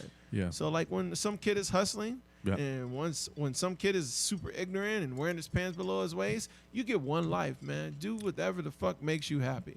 If you get looked as a moron or a delinquent to the society, who's society to judge you? Yeah, I've been called a moron You know what before. I mean? Legit by But adults. Marilyn Manson can walk around with blue hair, spiked, taking out ribs, sucking his own dick, and all of a sudden, look at that rock star. Yeah. You know what I mean? Yeah. So it's like, yo, like we live in different worlds. Yeah. Like when a kid goes back to the hood, he's a fucking star. You know, and if that's where he's gonna get the most love and nurturing, who gives a fuck? Let him do whatever the fuck he He's wants. gonna embrace it. Yeah. I get it. So I mean, it's just different. It's all in perspective. We It live is. in different worlds. It's a fucked up place. It's all gonna be good and bad. It's just that when people swear that there's no racism out there, Yeah. I'm like, That's a man, joke. come on, bro. Show me a picture of a white dude hung up, you know, with people displaying them like some fucking, Jesus. you know, exactly. You sure he was white? You said he was. Oh, I There said, you go. show me a white guy. There we go, Travis. Okay, where you get these pictures from? There we go. Right? Where you get these pictures But you said from? he's white. I didn't say And you he said was nobody white. was hung I up like said, that. show me a picture There of you a go. white guy hung up. You said Jesus because you've been trained. No. Yes, you I'm not have. trained. All the Travis, I'm pictures not you've trained. seen of Relax. Jesus No. hung up on a cross, he was pasty as a motherfucker. I don't care about any. I don't care about pictures. That's not what I live. I don't worship a picture. But you notice how that was the first one But you went to. But you said, you've been conditioned. and I gave it right back to you. Okay, you're right. That's all. You're right. No, you're right. I'm just saying that like there's some foul shit that went down. Yeah, we Of should get course. over it. It's been years and years and years, but there's a lasting effect. I'll never say it. I'll never say that to anybody. No, I'm not get saying over you it. saying it, Never but say there's that. a lasting effect. Because Christian's been with me. All my friends have been with me with something super racist that went down. You know what I mean? And it's just one of those things. Like let's not ruin the night. Let's just keep it Here we going. go. Here we Yeah. go. You know what I Here mean? comes It's that like, guy. what the like fuck? we doing something right now, or we're not doing something right exactly. now. Travis, And I always choose not to. that's what I'm saying. But Like that's we not my always read time. you. Like okay, here we go. No, bro. When I do decide to do it, you'll know. Yeah. They'll be taking me away in handcuffs. Yeah. You'll know. But it's not my time. I want to see my son grow. Don't take the shotty know? out, Holmes. The shot? The shotty. Oh, no, it won't be a shot. I'll probably choke the shit out of someone. I like that better. Yeah. No. Let's switch gears, man. Yeah. That was great. Thanks, Travis, for sharing that. Seriously. No doubt. So, like I said, this is the 25th show already. Yeah. We had a lot of stuff to talk about. Oh, my God. Like, what we got? what has been your favorite kind of excerpt from what we've done so far? You know, like what part of your show, what stories? I know my shit. Like I remember What's your favorite? My favorite is when we shared about when we went to Canton Bistro and we kicked out those girls out of the expedition. That Classic was a story. good That was a classic great story. Very good And story. I'll never forget it. I'll never forget it. I kind of embrace it. Yeah. Well, I felt it's bad, on record but now. I It's didn't like feel bad. Because now it's in the vault. because it led to a lot of other little events that turned into bigger And what's events. funny, there's even 10% of different stories I remember. And that's funny because all three of us were there. That is That is right. That is true. That is true. Yeah. Man, I just like the stories. Yeah. Because when I get hit with those, hey man, that was a good story. Dude, I get a lot of messages like, hey, that was a great show, blah blah blah. Yeah. That one part, they always put that one part where, and then they keep on going. But I just like the feedback too. Yeah. From the listeners. Oh, that's always fun. That's dope. Yeah. Episode, just the storytelling. Yeah. My stories are lengthy, but I think in hindsight, like when I listened to it, I was like, oh dang, that did happen.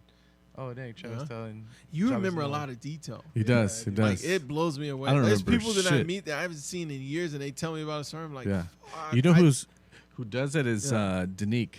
Danique? Oh, detailed? Yeah. Man, that guy remembers everything. I think more than this guy. Oh, And what he always brings He's up, like, you were wearing a red hat. it's exactly like, him. He always remembers Where's the stories at Club Metro. He remembers the Club Metro stories, and I'm like, damn, you remember that? And I was like, oh fuck, yeah, that's right. It's like, damn, that really happened? Yeah. You did that. I was like, I did? Yeah. Oh, wow, okay. Like, remember you do that? Yeah. Remember we got to tell a Fullerton story. I don't even remember the Hennessy out the window. Oh, I don't remember that. I don't remember that. I can tell you a quick couple stories about Club Metro. So for people who don't know, there was a club in Riverside called Club Metro, which was like only the OGs remember. Only the OGs remember the biggest club in the IE, like by leaps and bounds. And there was 2,000 people in there on a Sunday night, breaking every fire code. Tuesday night, I made a lot of money there. Cash, hand over. What do you say? Right. Hand over fist. Hand over fist. Yeah, man. Because I would let people in the front, back, side, whatever you want. God. Hey, man, how many people you got? Well, they're 17. They're 18. I got it. Just slide me an extra 40. I got you. There you go. And so, anyways, I remember one time this guy was being a dick, and I was taking a leak in the bathroom in the back. Remember all the bathroom excursion that were all the way in the back. So far. And you were back there by yourself. Suspiciously dangerous. Yeah, because plus we had to wear red shirts. Yeah. And so everybody, and they had Club Metro on the back, so everybody, fuck these dudes. And especially like on the off nights, there'd be like cholos in there, rockers in there. Just kicking it, huh? Just kicking it. Like you never know who came in. As long as they paid the cover, we'd let them in. Yeah. And there was different rooms. Yeah, there was 4 rooms. And then, so anyways, I was in the restroom taking a leak one time, and then a guy came in and gave me trouble back there. I was like, oh, God, here we go. And nobody was back there. And we didn't have walkie-talkies back then. It was like we had flashlights. You could flash and get people attention from across the room. So this fool was talking shit, and then he started getting in my face in the bathroom. And everybody was like, "Oh shit, what the fuck?" And I was like, "Oh no, I'm not. I can't let this guy punk me right here. There's no way." Like, and he started to charge me up, so I started to get that little adrenaline rush, fight or flight. That's it. And I got the little burn. And I got the little burn in the head. My pineal gland started bumping. I was like, "Oh, here we go." Okay. And so, and this fool had the kind of like long hair, like probably past his shoulders. Rocker guy. Wow. He was like some I don't know, maybe like a cholo slash just some ghetto like fool. A desperado wannabe. Just some ghetto fool. And I was like, damn, this fool's really talking shit. And I think he went up to me, like got in my face, and of course he was drunk as fuck, and he had some fucking beer muscles going, and so he was trying to beer muscle me. Yeah. I said, okay, I'm not gonna get my ass beat right now. I'm not even gonna get hit. So before I knew it, I grabbed that fool by the shirt. One hand, my right hand grabbed the shirt, and I fucking twist that shit so it cinches up, and all you got to do is this, right? Yeah. And so I put my other hand in his hair, I wrapped it like this, like in a circle. I grabbed it and said, whack! And then all of a sudden his hands went like this. Like, they went back, so he was gone. He was debilitated. Oh, and wait a minute. You were in front of him. I was in front of him. Okay. So I grabbed his shirt. Yeah. And that's all I could do because we're in a little doorway area, so that's all I could do. That's all I had. I didn't want to hit him nothing yet, and so I said, "Fuck this!" So I grabbed him, got his hands. His hands went back, and of course he's reaching for me. Yeah. I turned that fool around, and I grabbed him, and I got it by his belt. Yeah. And then stabbed him with the ice pick. This fool was trying to get at me, but I had a good balance on his belt and his hair. Yeah, full control. Full control. It was one of those little jujitsu moves. Yeah. And so here I go up the hall, and this fool was trying to fight me, grab me, whatever it was, and I was like, you know what, this fool's gonna really turn around. We're gonna get in some scrap. Oh shit. And so I was like, you know what, fuck this shit. We're walking down this hall. This fool's head's going through the wall. So I got this dude, and I didn't know. Okay, literally, I didn't know that this guy's head was gonna go through the wall. Yeah, but his head went through the wall. That's the mental goal, but you never think it'll get there. I was like, I'm just gonna fucking stun this dude a little bit, and he's gonna fucking get a little loose, and I can throw him out the door. So I got his hair, and I fucking smashed his head as hard as I could into the wall, and this fool's head went through the wall, broke a big old hole in the wall. Were people like? Yeah, and so after that, he was like, "Oh shit!" Yeah. And then I got him all the way from the bathroom all the way up to the front, No. And then that's a long walk. It is a long. My abs through the crowd were hurting me so bad. Like the next day, I was so sore because I was like fucking picking this dude up. And then I remember once I got through the path of homies that used to kick it by the pool table, they started wailing on this fool like blah blah blah blah blah because they saw me. I had somebody hemmed up, right? And so they were just wailing on this fool. Yeah. And as soon as I got to the front door, Danique grabbed him and threw that fool through the door. He opened his door with that fool's head. Oh wow! And security fucking beat his ass outside. Wow. No explanation needed. Dang. He was drunk as hell. Drunk as fuck. Yeah. He got fucked up. Good as fuck. I don't think he probably never will remember that, but I remember it for sure vividly. The next one is. Did they fix the hole? Yeah, they did fix the hole. It was a different color after like the next time they had Louis probably had to fix it. The next one is I remember they had a dunk tank contest on Tuesday nights. What? Yeah, they have a dunk tank with girls in bikinis and shit. Okay. One of the girls I used to date. She was one of those girls. They got dunked. Yeah. The dunk. So they used to go up like in bikinis and bullshit like that. Yeah. I know, right? And then so, anyways, one day I was up giving the balls, and they had stands. They had a little separate little baby stage to throw onto the stage where the dunk tank was. Gotcha. And then so I was standing there, and I had the balls, and they would say, blah, blah, who's up next? And I just felt like this like warm on my leg. I was like, what the fuck? Yeah. I was like, damn. When I was holding the balls, and this dog, and I was like, what the fuck is this? And I don't see nobody around me. And I look, and I was like, oh, what the fuck is in my shoe? And this fool threw up on me. Oh, hell Like he was bent over. Oh, hell no. And that's why I couldn't see him when I turned around. Dude, it's so nasty. So it was warm as fuck, and then it started stinking. And I was like, oh, dude. So the stench gets you. And so what I did, I kicked this fool off of the fucking stage. Onto the ground, off the baby stage. I'd be so mad. And I was pissed as fuck, and I said, "Fuck this shit." Yeah. And he got a little stomp, and then God, dude, that's nasty. I had to go home and change and come back. That's bad. Oh Yeah. You know what? Like I don't have any like sympathy for people that go out. Like if you go out get drunk, that's cool. Threw up on my leg, dude. But like when you get to the point where you become like an infant. Yeah. Take care of yourself. Yeah. Like, you know, you don't have no control of your body. Yeah. Like, maybe you should go home. Yeah. You know, like you saw that coming. Yeah. Like there's like when you're at the point of no return. That's just too leave. much. Like, Too why are you much. still Too much. here? Yeah. So that's that just bad. that dunk tank. My brother got me a job at Club Metro when it was my first job ever out of high school. That's tight. That's a dope ass first job. Yeah, No, dude. for real. It was pretty crazy. But for my birthday, I came in on my birthday, and it was like on a for Tuesday real? dunk tank. I think I remember, Tuesday, dude. and all the security homies.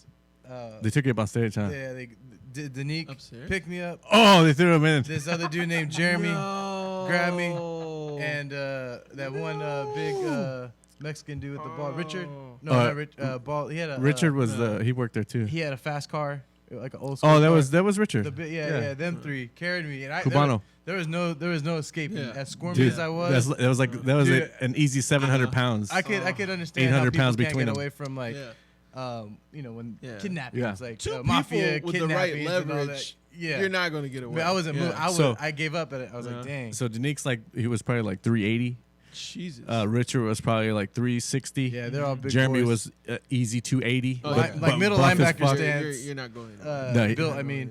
But yeah, they remember took that. me out. I was like, oh, dang, what the heck? I'm all fresh to death coming to work. Oh. And then, like, It was his birthday. That's marched me right. up the stairs, too. And then, boosh in front of everyone in the dunk tank. Oh, happy birthday. Yeah. I didn't great. know what I did.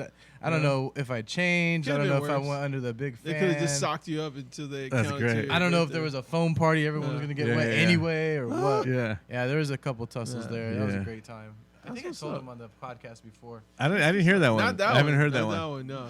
I told you You about talked the other about the other one where you the dude threw up.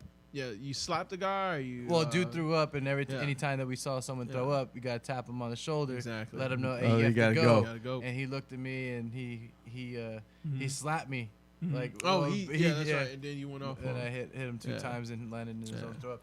Little things like that, man. Wrestling matches. I don't think I would have the dance floor. tolerance to be a bouncer. Yeah, I really. Well, I my don't job think was so. just to pick up Yeah. cups and to call my Yeah, brother. basically. Danique if, Yeah, that was if it. there was any trouble or static, and if there ever was, Everybody swooped in fast. it was Right. crazy.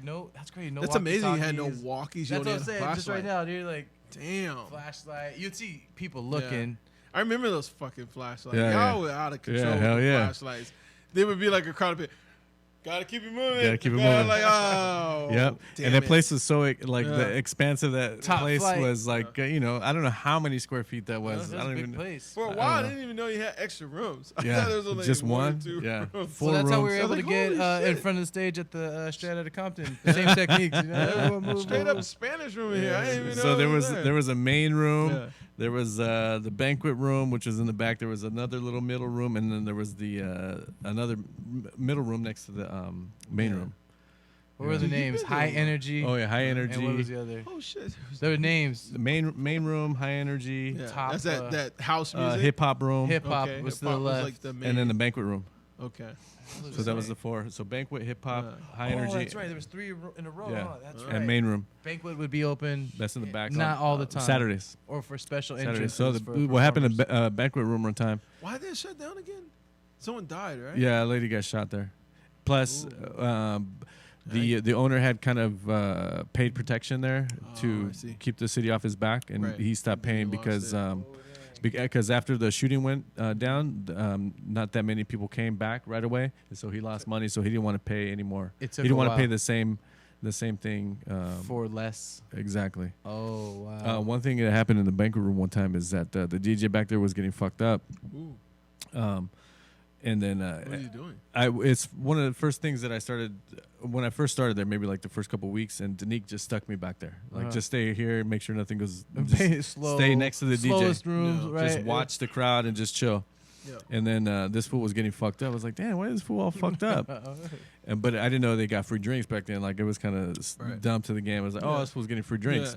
And so he was all fucked up, and he's like, I'm gonna get you one too. I was like, give me what? He's like, yeah, I got you one. And I was A like, drink? what? Yeah. So Oh. what is this? I was like, that's kind of good. And then it was, oh, cool. Later, I found out, like, I started to get a little Yeah. drunk up there. And what it was a Long Island iced tea. I was like, oh shit, I never had a Long Island Sneaky before. motherfucker. And I was like, oh shit. So by the end of the night, even Danique asked me, like, man, what's going on? You all right? You drunk? I was like, oh shit. I'm fine. Yeah, am I faded? And I was still kind of new, so I didn't want him to Right, cancel right. me. So I was like, yeah, nah, it was cool. Kenny showed me that trick. Yeah. He with the red cup. Oh, His yeah, red yeah, cup was yeah, a general yeah. cup, right? And then put ice water in there. Yeah. right? Yeah, Oh, exactly. hell yeah. And he'll be like, "Hey, what are you drinking?" He'll point to his cup. Mhm. It'll be like blue, look like LA water. Yeah, exactly. And he'll just have a grin, like, Yeah. So there was a So if we really wanted, I'll tell you another story real quick. So there was a place. I'll tell you 2 stories. So there was a place upstairs that like the bartenders and bouncers used to take the girls Yeah. upstairs. They used to be. Okay. They used to call it the Honeycomb Hideout. Ooh, I like Yeah, that. and so you go upstairs. You go. Hideout. I mean, this Yeah. is where I was told it was at. So Okay. you go upstairs. You go upstairs, and then there's a room, Yeah. and it looks like if you go to like a haunted house at Universal Studios. Okay. You know how the walls are all painted all black, and Oh, there's like yeah, just yeah. random shit on the Yeah. sides, but it's got a pathway and like Right. some stairs.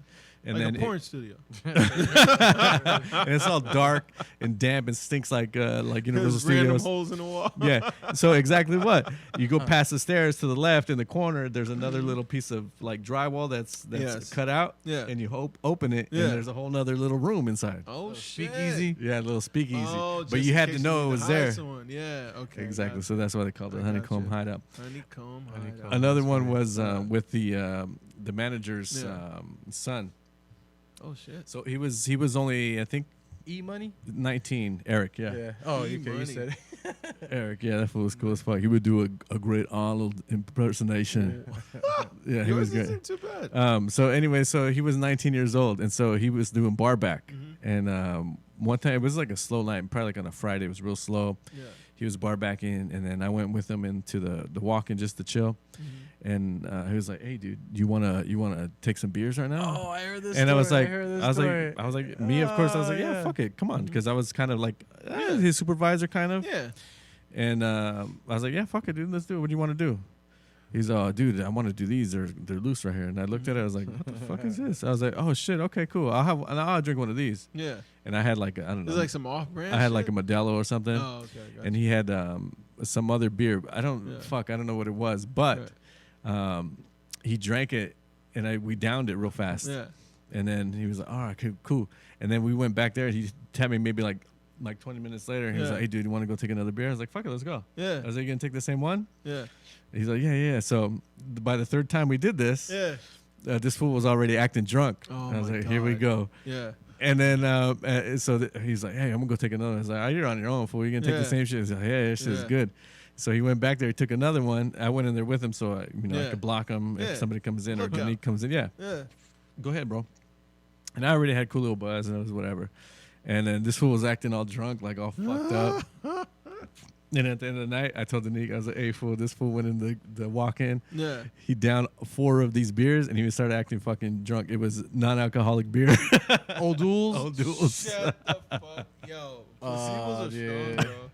Placebos are strong. We could have fear of drunkenness. We couldn't stop laughing about that for like 2 months. That's sad.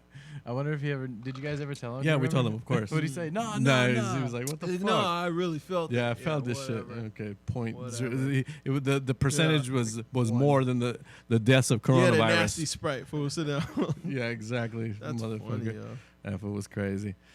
But yeah, man, that was some. They should bring good Metro times. back. Somebody should bring it back. Yeah. At least the name. Yeah. You know what I mean? Yeah. If there was a lot of cool ass clubs in the Inland Empire. Yeah. Yeah. Yeah, back then. So after that one closed, I went to Branding Iron. I was just about to say that. That was big. Yeah, it was big. But they had like the cowboy night. No, but with the nights that we started doing, like it was like, like one. It was like a top 40 nights or something, right? Top 40 night. Yeah, we didn't want to call it hip hop. Top 40. Top 40. You still got to sell to the other crowd. Yeah, but they knew it was up, so we played all that shit. And then we moved to Gotham after that. Remember Gotham? Was in San Bernardino. That shit was huge. I made more money there. Classic spots. I made more money at Gotham than any other place I have ever made in my life. Did the hustle change? No. People just had money? No.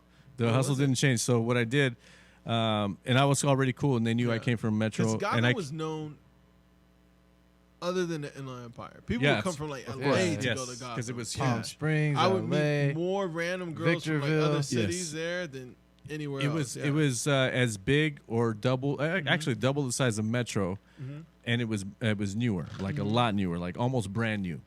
So they had one concert venue, which was like huge. Like I don't know, like you can fit 3,000 people in there easy. And on the other club side, you can fit 1,000. 1,500 in there. In Gotham. Yes, it was very cool. It was in a sweat box. Right? It felt fresh in there. Yeah, and transferring from room to room felt like a little low-key journey. Like it switches up. They had like stairs where people were dancing, cages maybe, if I remember right. They had a raised platform. A good vibe. The DJ booth was on top. You had to take stairs to get up there. It was really cool. It looked like Gotham City in there. Yeah. So that was the kind of the vibe. But what I used to do, since they knew me. Well, I started working there because of Danique again, and he was like, "No, that's my boy. He was my right hand. Right. Let him do whatever you can let him do." Big Danique, Big D. I'm trying to remember like what he looked like. Oh yeah, I'll give you. So what happened was at this point, so they had me outside because I was like, just go check IDs, work the VIP line. There's the VIP line they pay over here. $20, $30. And over here, there's general admission, but the general admission was like, I don't know, like literally like 2 blocks, or not 2 blocks, but like a block long to get in. The VIP line, you come in and you pay. Yeah. You pay an extra 20, 30, whatever it was, and you're going to pay to get in. Damn. So what I did, they would come, and everybody knew me from Metro. Right. And they'd be like, oh, shit, there's Dave. Yeah, and we know the routine. We know the routine. Yeah. This is what I did at Metro. I say, hey, man, listen, how many you got in your party? Okay, cool. Come in, I got you. Yeah. How many people? Okay. So did you start charging more? Yeah, of course. Or just more people I said, if you want to come to this line and you want to cut in front of these fools, it's an extra something, blah, blah, blah. Yeah. If you want to get in and bring your homegirls that are underage, I can give you a wristband. Yeah. But it's going to be another blah, blah, blah. So I'm going to tax you. So you're going to, one party of 5 is going to be at least $100. Yeah. So, but you guys can get in, but you still got to pay over there. But they got the wristbands already. No one else is checking. I miss that whole, like you could do that in the local cities, but I miss being able to do that at Vegas. I feel like when I was younger, you could do that easier in Vegas. Yeah. Now it's kind of like $100, $150, yeah, change $200. Sure. I'm like, yo, like you a greedy motherfucker, yeah, exactly, bro. Exactly. Like, there's like 10 people who are gonna be hitting you up. Like you want like $2,000. Exactly. Yeah, exactly. Because they want to work. They want to work 1 day a week, and that's it. Yeah. Well, no. The I lazy think what ones. fucks it up is like high rollers are coming in there and dropping a couple C notes on them. Yeah. So now their price went up. Yeah. You feel me? It's like I remember when I first went to Vegas the first couple times to get in, it was like, I gave them $100. Yeah. And it's like 12 of us. Yeah. All guys. Yeah. Now it's like, I need $100 plus you gotta have like 6 girls matching and 2 yeah. guys. Yeah. Like, Every what the girl fuck? guy. Yeah. I can do that. I don't know. The So game's all fucked up. I was my pockets were literally fat when I left, and I was so fat I would have to hide the cash like in not Your only sock? in my shoes, my Take it socks, to the car. dude, because these guys were eyeing me, the fucking managers, they're because looking they for were it. fucking crooked. Yep. They were even You're more dipping crooked. into their pockets. Exactly, because they were like, they really looked like the first time that I did it, I was like, fuck yes. Yeah. And then ever since that night, they were like, Yeah, they caught on. they not only cut, but they couldn't catch me. You're like the dude eating the banana and belly. That's it. Like, They Who were the couldn't- managers there? From what other spot did they come from? I don't want to say the name. Shout out to whoever got that reference. Yeah. Dude, But it's classic. there's one guy that's he was super shady, shady. Like he made a career out of being shady at these establishments. Listen, but he was getting mad like low key because I was taking from him shit. Yeah. But I was on the front lines, so I was taking first dibs. So everybody was fresh, sober, ready to go, and they would go inside and buy their drinks. Yeah. So I would get at least $50, $100 from every group of 4. If you had another underage person that was under 21 that wanted a wristband, I got you $40 a piece. Boom, boom, boom, and I'd do this all night, and that shit hold 2,000, 3,000 people. You know what I mean? And That's a lot. That's hundreds of dollars. So you start at 9 o'clock, Yeah. and you go till 11:30, just in the VIP. That's not. I don't care about GA. Yeah. I'm doing the VIP, so I'm trying to get all these fools in as fast as I can. Right. Rapid. Yeah. And I try to like get my. That's why I could do a wristband like in 2 seconds. Boom, boom, boom, boom. And I was moving it. They're like, "Oh, you don't need any help." I was like, "No, I got this. Just leave me alone. I'm in my zone." Yeah. And I could grab cash, do a wristband, and the whole thing, check an ID, and the whole That's bit. the best Boom, time fast. to grab a cash when you're doing the That's wristband. it. That's it. Tuck that shit, fold it. Yep. Drop. Oh yeah. I would do the ID check real quick. Maybe I would've had and I fun would as I would an talk to announcer. this fool to the left, not even looking at me. Hey man, it's gonna be $200.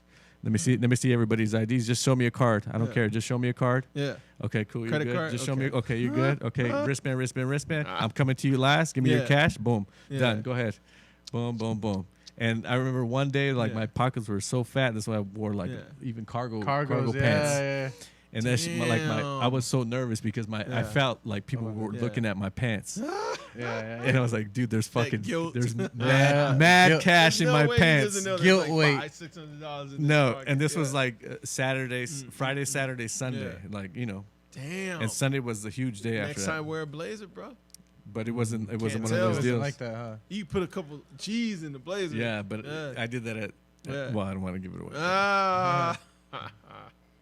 That's funny, man. Anyways, but that's you had a cool ass like bouncer career, man. Yeah, That's no, it what's was. I definitely learned more there in the club than I did at college. That's for sure. Yeah, it's funny you mention that. I always tell people that I had the highest education in the car dealership.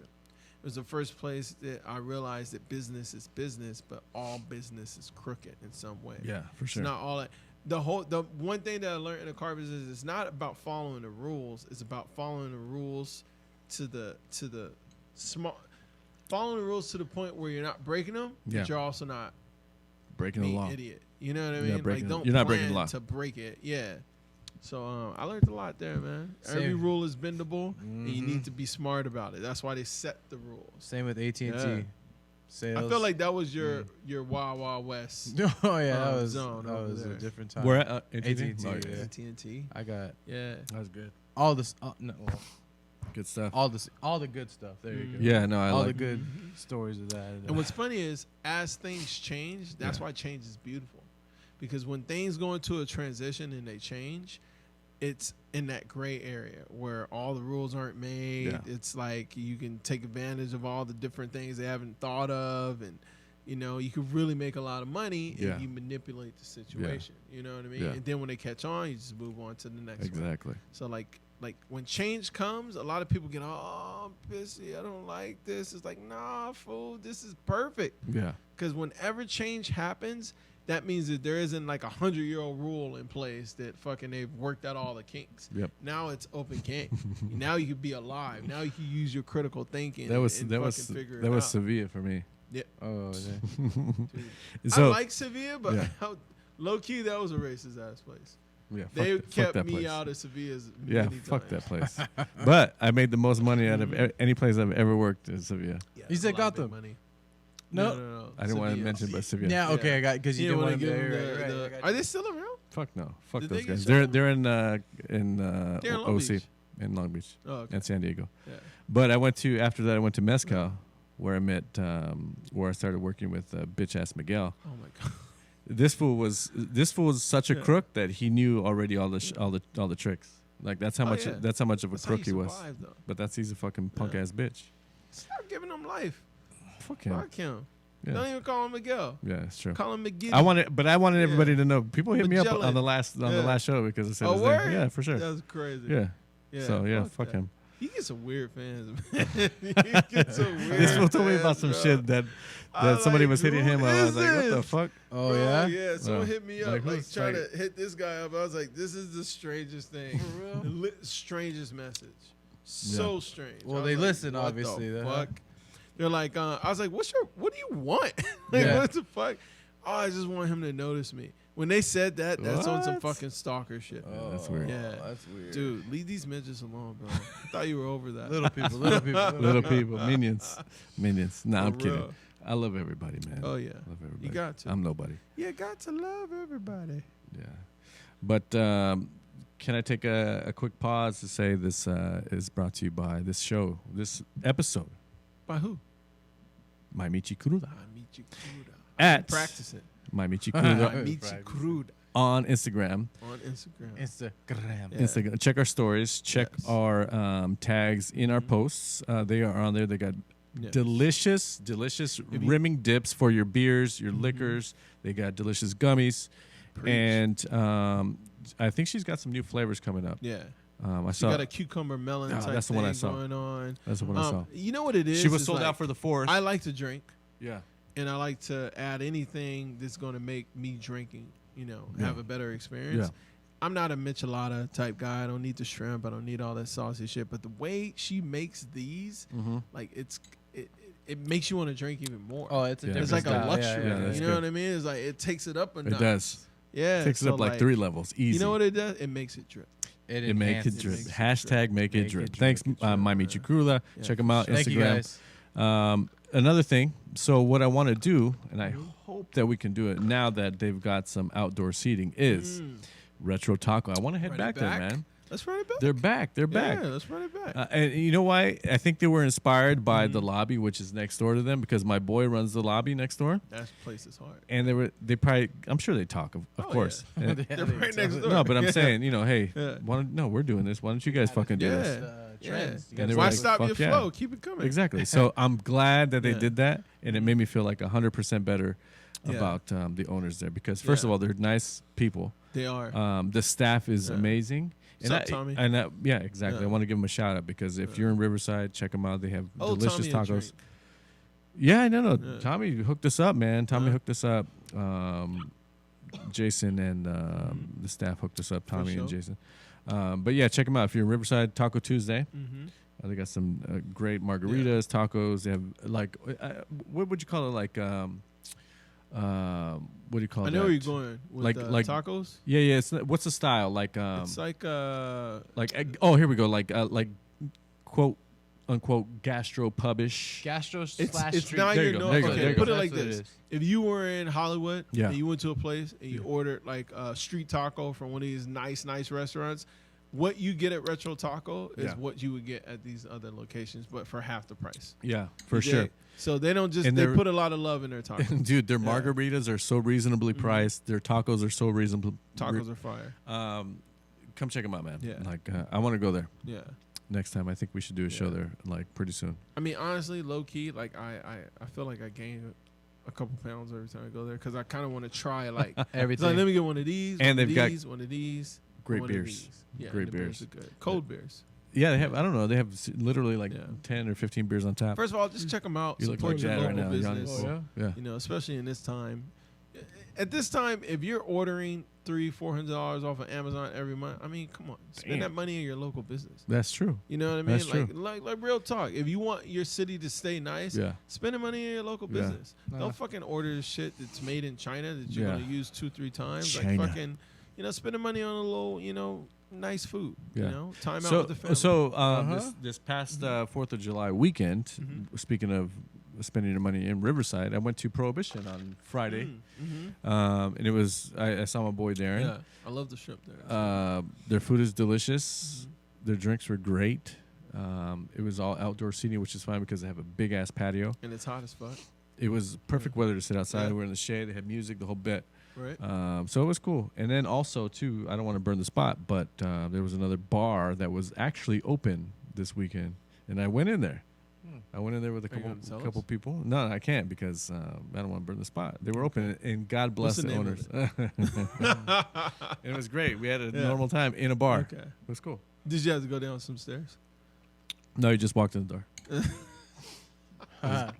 There's a lot open, man. There's a lot. I love it. I love to see it. I love to see it. We got to do an episode where we Can we do like an illegal episode where we show up to some place and it's open and we're like, oh fuck, it's this bar is fucking but there's so many like really good places in Riverside a lot of people forget about because they hear about it when they first come out and then they just like forget about it. What's the Salted Pig? Oh yeah, Salted Pig. You know what I mean? There's a bunch of like low key places you can go to if you're looking for more of a social vibe. You're looking for a low key vibe. So there's a bunch of places. Speaking of Riverside, like obviously we're out here. We all live here.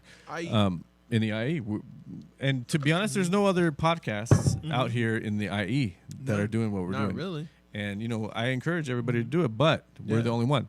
Yeah. So what else? Well, there's a few, but not on this level. Well, hit us up. Let's collab. Yeah, let's do it. Is that what the kids say these days? Yeah, let's collab. So what I saw, what else was open over here in Riverside was the Food Lab, which was really cool. Love the food lab. They have a lot of outdoor Monty's seating. Burgers. Yeah, so Dude, I was like, oh, okay, cool. This is cool. What is it called? Monty's Burgers. Yeah, it's like a vegan. Dude, I don't want to talk about it. Oh, you on that Bill Gates meat? Okay. Oh, that. Why would you do that? I can't even eat. That's gross. You're fucked up, dude. You're fucked up. You on that bro? 3D I bring printed you one meat. of these burgers, and it will blow your mind. Interesting. Monty's. Is it like that? Phenomenal. What's that one from Burger King? No, it's not that. It's not any of those. Oh, okay. It's their own thing. It's that 3D printed meat. Oh my god. I'm out. Take the mic off. I'm out. He said 3D printed. Hey, that's the future. All that shit you see in Star Trek. I ain't eating that shit. shit. Food generation. I ain't eating that shit. You gonna be eating that shit in 10 years. Nope. You gonna be Back to the Future and the pizza in the microwave. I'll do that. Yeah, exactly. I'll choke on some cyanide before I eat some fucking. Well, sayonara. I guess this is it. Last meal. Cyanide. This is it. I think I'll take the fake pizza over cyanide. So we have like 5 minutes, man, before we run over time here. But I had one question for you guys, just real quick. Let's see if I can find my notes here. Yeah. I'm still in that jersey, bro. It's cool. If you could make a documentary about anything, what would you make it about, Christian? Oh shit! Probably my life. Really? Yeah. Interesting. My life. A lot of people. There's a lot of things out there, man. My life is complicated sometimes. Okay. It's great. Where would At times it's it's a documentary worthy for sure. So okay. If everyone really knew everything. Okay. So if how does it start? Childhood. What's the opening scene? Yeah, what's your opening scene? A little kid playing in the church parking lot with the glove on, throwing it against the wall. Oh, okay. And then go from there. Okay. I like that. Yeah. How would it end? It wouldn't end. It'll be like, and he continues to do this in that sense. But as far as ending, where I'm at, wherever I'm at when that time is, it's not ending. Well, hopefully it's when I'm alive and he passed away. And there's my picture in loving memory of, in remembrance of. No, that's why. Yeah. It'll end like, I don't know. I don't have that. I like that. I don't have the ending because it's not over, man. I'm still alive. I got you. So, Travis, if you could make a documentary about anything, what would you make it about? So I'm kind of a weirdo, especially when it comes to documentaries. You think? No, like I like documentaries that hit you out of like nowhere. Yeah. So the documentary about those kids in New York and never left the apartment and shit like that. So I'd probably make a documentary about like people leaving to go to work every morning. You know, just like 10 random people. Routines? They're routines. We could do that. You know what I mean? Like, we can make this. This is Dave. This is easy. No. But like, I want to capture all the arguments you get into before you leave. You get in the car, I'm pissed off. Or so all the negatives, like waking up. I like documentaries that are real about real life, not just kind of like, you know, this is the beginning of the story. This is the end of the story. I like shit raw that, footage, like raw. Yeah, exactly. Yeah. And then like in the middle of the documentary, like we're following Ted, and Ted quits his job. Yeah. You know what I mean? Yeah. Now he's like, I like that shit. Yeah. Because a lot of people forget about the mundane shit that you go through every day Yeah. that takes up a bulk of your time. Too much. You know, but you get in one person's car, he's listening to like Christian, tapes. Yeah. And you get in one person's car, he's a Rock white guy, he's listening to music. fucking hardcore hip hop. Who said tapes? Yeah, he's got an 8-track. Or you get in one car, or one guy's car, he's in a beater. $100,000 It's a Mercedes. beater or a Tesla. Exactly. Different walks of life. I like whenever you see documentaries that let you into someone's lives where you judge them before you even know them. We do the Riverside. But exactly. We'll do the but lawyer then you guy. see him We'll and do it's the like, school guy. We'll do the Rite Aid guy. We'll do burger guy. Exactly. What would be the opening scene? The opening scene would be somebody like driving to work, getting a flat tire, and Alarm going off. Yeah, like everything going wrong, but him getting to work and being like, "Hey, how can I help you?" Yeah. You know what I mean? Yeah. Like that would probably be the opening. What would scene. be your closing scene? My closing scene would be death. Oh, Jesus. Yeah, like value The Christian your guy, life. right? Obviously. No. Like my closing scene would be something like devastating. I always like to leave a story with someone realizing that like anything can happen. Yeah. So value your life. Yeah. You know what I mean? So Yeah. that would probably be the. You know what mine would be? Mine would be Some like sex shit. I already know that. sex shit. No, that's a Sex junk. Adventures with Kevin Spacey. Wow, this was crazy. No, it would be about pets. It would be like Pets? like Pet the life, story? like the Like life, Life of Pets. like the life of my, But a Kevin real Hart dog, did not that like already. my cartoon, dog. obviously. like Follow Benny around. without him knowing. Oh, that would be. Oh, like a camera. Yes. How would you do that? I'd have to have like 50 cameras. That would be dope. Yeah, without me even And a being GoPro. around. It could be lit or it could be boring. Yeah, it's true. No, they It do could be these lit. type of things Yeah, with 'cause pets have- lions and Yeah. you know they Dude, that'd I be always dope. wonder what the fuck is going through my dog's head. Like what? Like Yeah. I feel like they're playing Yeah. me all the time. You know what I mean? They know our routines. They know what Basically, we're the gonna life do. of pets. Yeah. So my opening Real scene life. would Yeah. be him waking up, obviously in my That bed, would be dope. because that's where he You sleeps. sleep with your dog? Yeah, he's spoiled. So Yeah, it would yeah, be yeah. like maybe like a GoPro on him, I thought because white people he did likes that. Yeah, you have to do that. Travis. I'm Jewish, okay? Oh, I'm white. Okay. Yeah. So I'd probably have to just strap Yeah. a GoPro on him, Yeah, for Yeah. sure. like his leash. He loves. That would His, be dope. he brings his leash to me if he wants to Yeah. go for a walk. Oh, for real? Yeah. I said, Damn, go get your that's leash, dope. and he gets crazy and he brings Yeah. in his teeth. It's, You know it's what's cool funny? as fuck. Closing. Diesel- Hold on. The Go closing ahead, scene Diesel. would not be him dying. Relax, Oh, Travis. okay. Would be would be him going to sleep again in the bed, Okay. hopping up to the bed and go to bed. Oh. There will be a Whole lot days of there. people that watch that. Oh yeah. And you know what? You would quadruple your numbers if you had a cat. Oh, People fucking God. fuck that. that. I would be fascinated I'm to see cool. what the I fuck really cats wouldn't do. watch. I wouldn't watch. I'm sorry. Dude, cats are fucking But I love evil lions. to me. I love them. I'm sorry. Whoever's a cat person dang. out there, Yeah. did you pay the bill? I just seen it snap out. That's weird. Yeah, that was, No, I'll tell you another story right now in a minute. You know what? Let me tell is this it the story. ghost? Let me tell you a story. Oh, Okay. shit, the ghost. So, Yeah. okay, so we had a fan on in the studio right now, Okay. quote unquote, Mhm. and it just shut off. Literally the plug pulled out of the socket. Is that the plug? Yes. It's long enough. Dude, how so- the fuck would the plug just pull out? I was just looking at it. Like it's long. It has enough I thought it was like the, slack the to other plug to hang something over. else. You saw that, but right? Yeah. That's not the plug. So okay, so listen, me Yeah. being the spiritual dude that I am, okay, Mhm. and I'm all about Mhm. God's number one for me, bro. He's like, shut it down. But check it Yeah. out. So there's this thing that's always happened to me since I've been a little kid. So Yeah. the first memory I have, this is going to take 10 minutes. You guys got 10 minutes? I got No, 14. no. So when I was young, like in third grade, Yeah. I was coming back from, or actually the teacher sent me into the to the classroom to get something for her. Yeah. And I went all the way, and people were at recess. Yeah. And I went by myself, and she trusted me to go. So I went, and as soon as I came out the door, I started walking back to the playground. Nobody was around, elementary school, maybe third grade. And someone tapped me on my shoulder. And I looked over, and I was like, obviously there's nobody there. And I didn't get too freaked out, but I started running. But I wasn't scared. Wait a minute. Yeah. So you felt someone tap you on your shoulder? Yes. There was nobody around me. I was the only person in around the classroom door. Everybody's at recess. Teachers, everybody, boom, boom, boom. Anyways, so from there all the way through my life, like I've always had like spiritual stuff. Like, is that why you freak out every time I tap you on your shoulder? So I'll give so stop that. So something like this happening. Satan.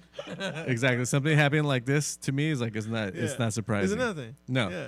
So the other day I was watching. I'm cursed. So I was watching a video. Yeah. About some Indian gods. Okay. Like there's this guy on YouTube that does videos about all ancient ruins in India, and about like Ravana and all those fools. And so I was watching one where he said this is so-called the portal to this is a portal to the other dimension where all the gods just come and transport back and forth through dimensions.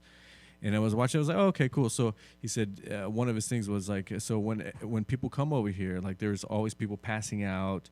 Yeah. And like people getting like flushed, and like their cell phones and shit were shut off, and they had to send a guy to the hospital because his pacemaker stopped working. Yeah.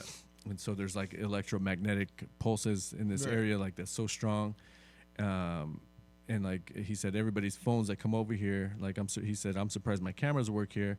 And you can't go past a certain point because it's all usually like all the ruins in India you can walk into, but this one's all gated off. Right. And it's like a certain, I don't know, maybe like 100 feet from the actual. I'm gonna send you the picture. It looks like a big. It's a big rock, but it has a hole in it.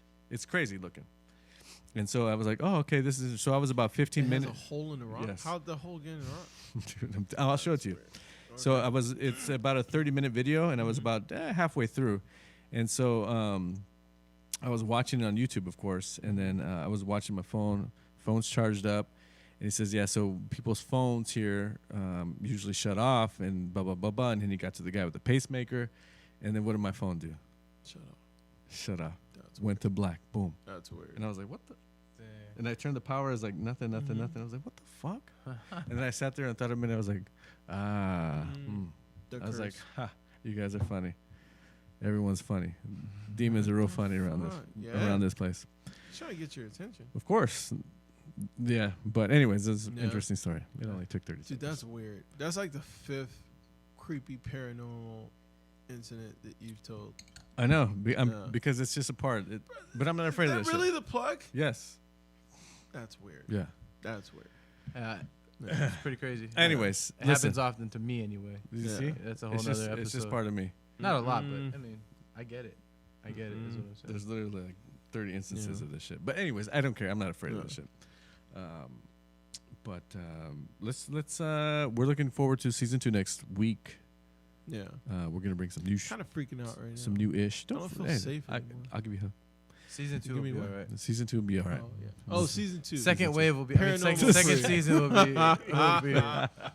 be much better. So let's we'll get the attention. You gotta put a ghost. Yeah. This one will get our listeners' attention.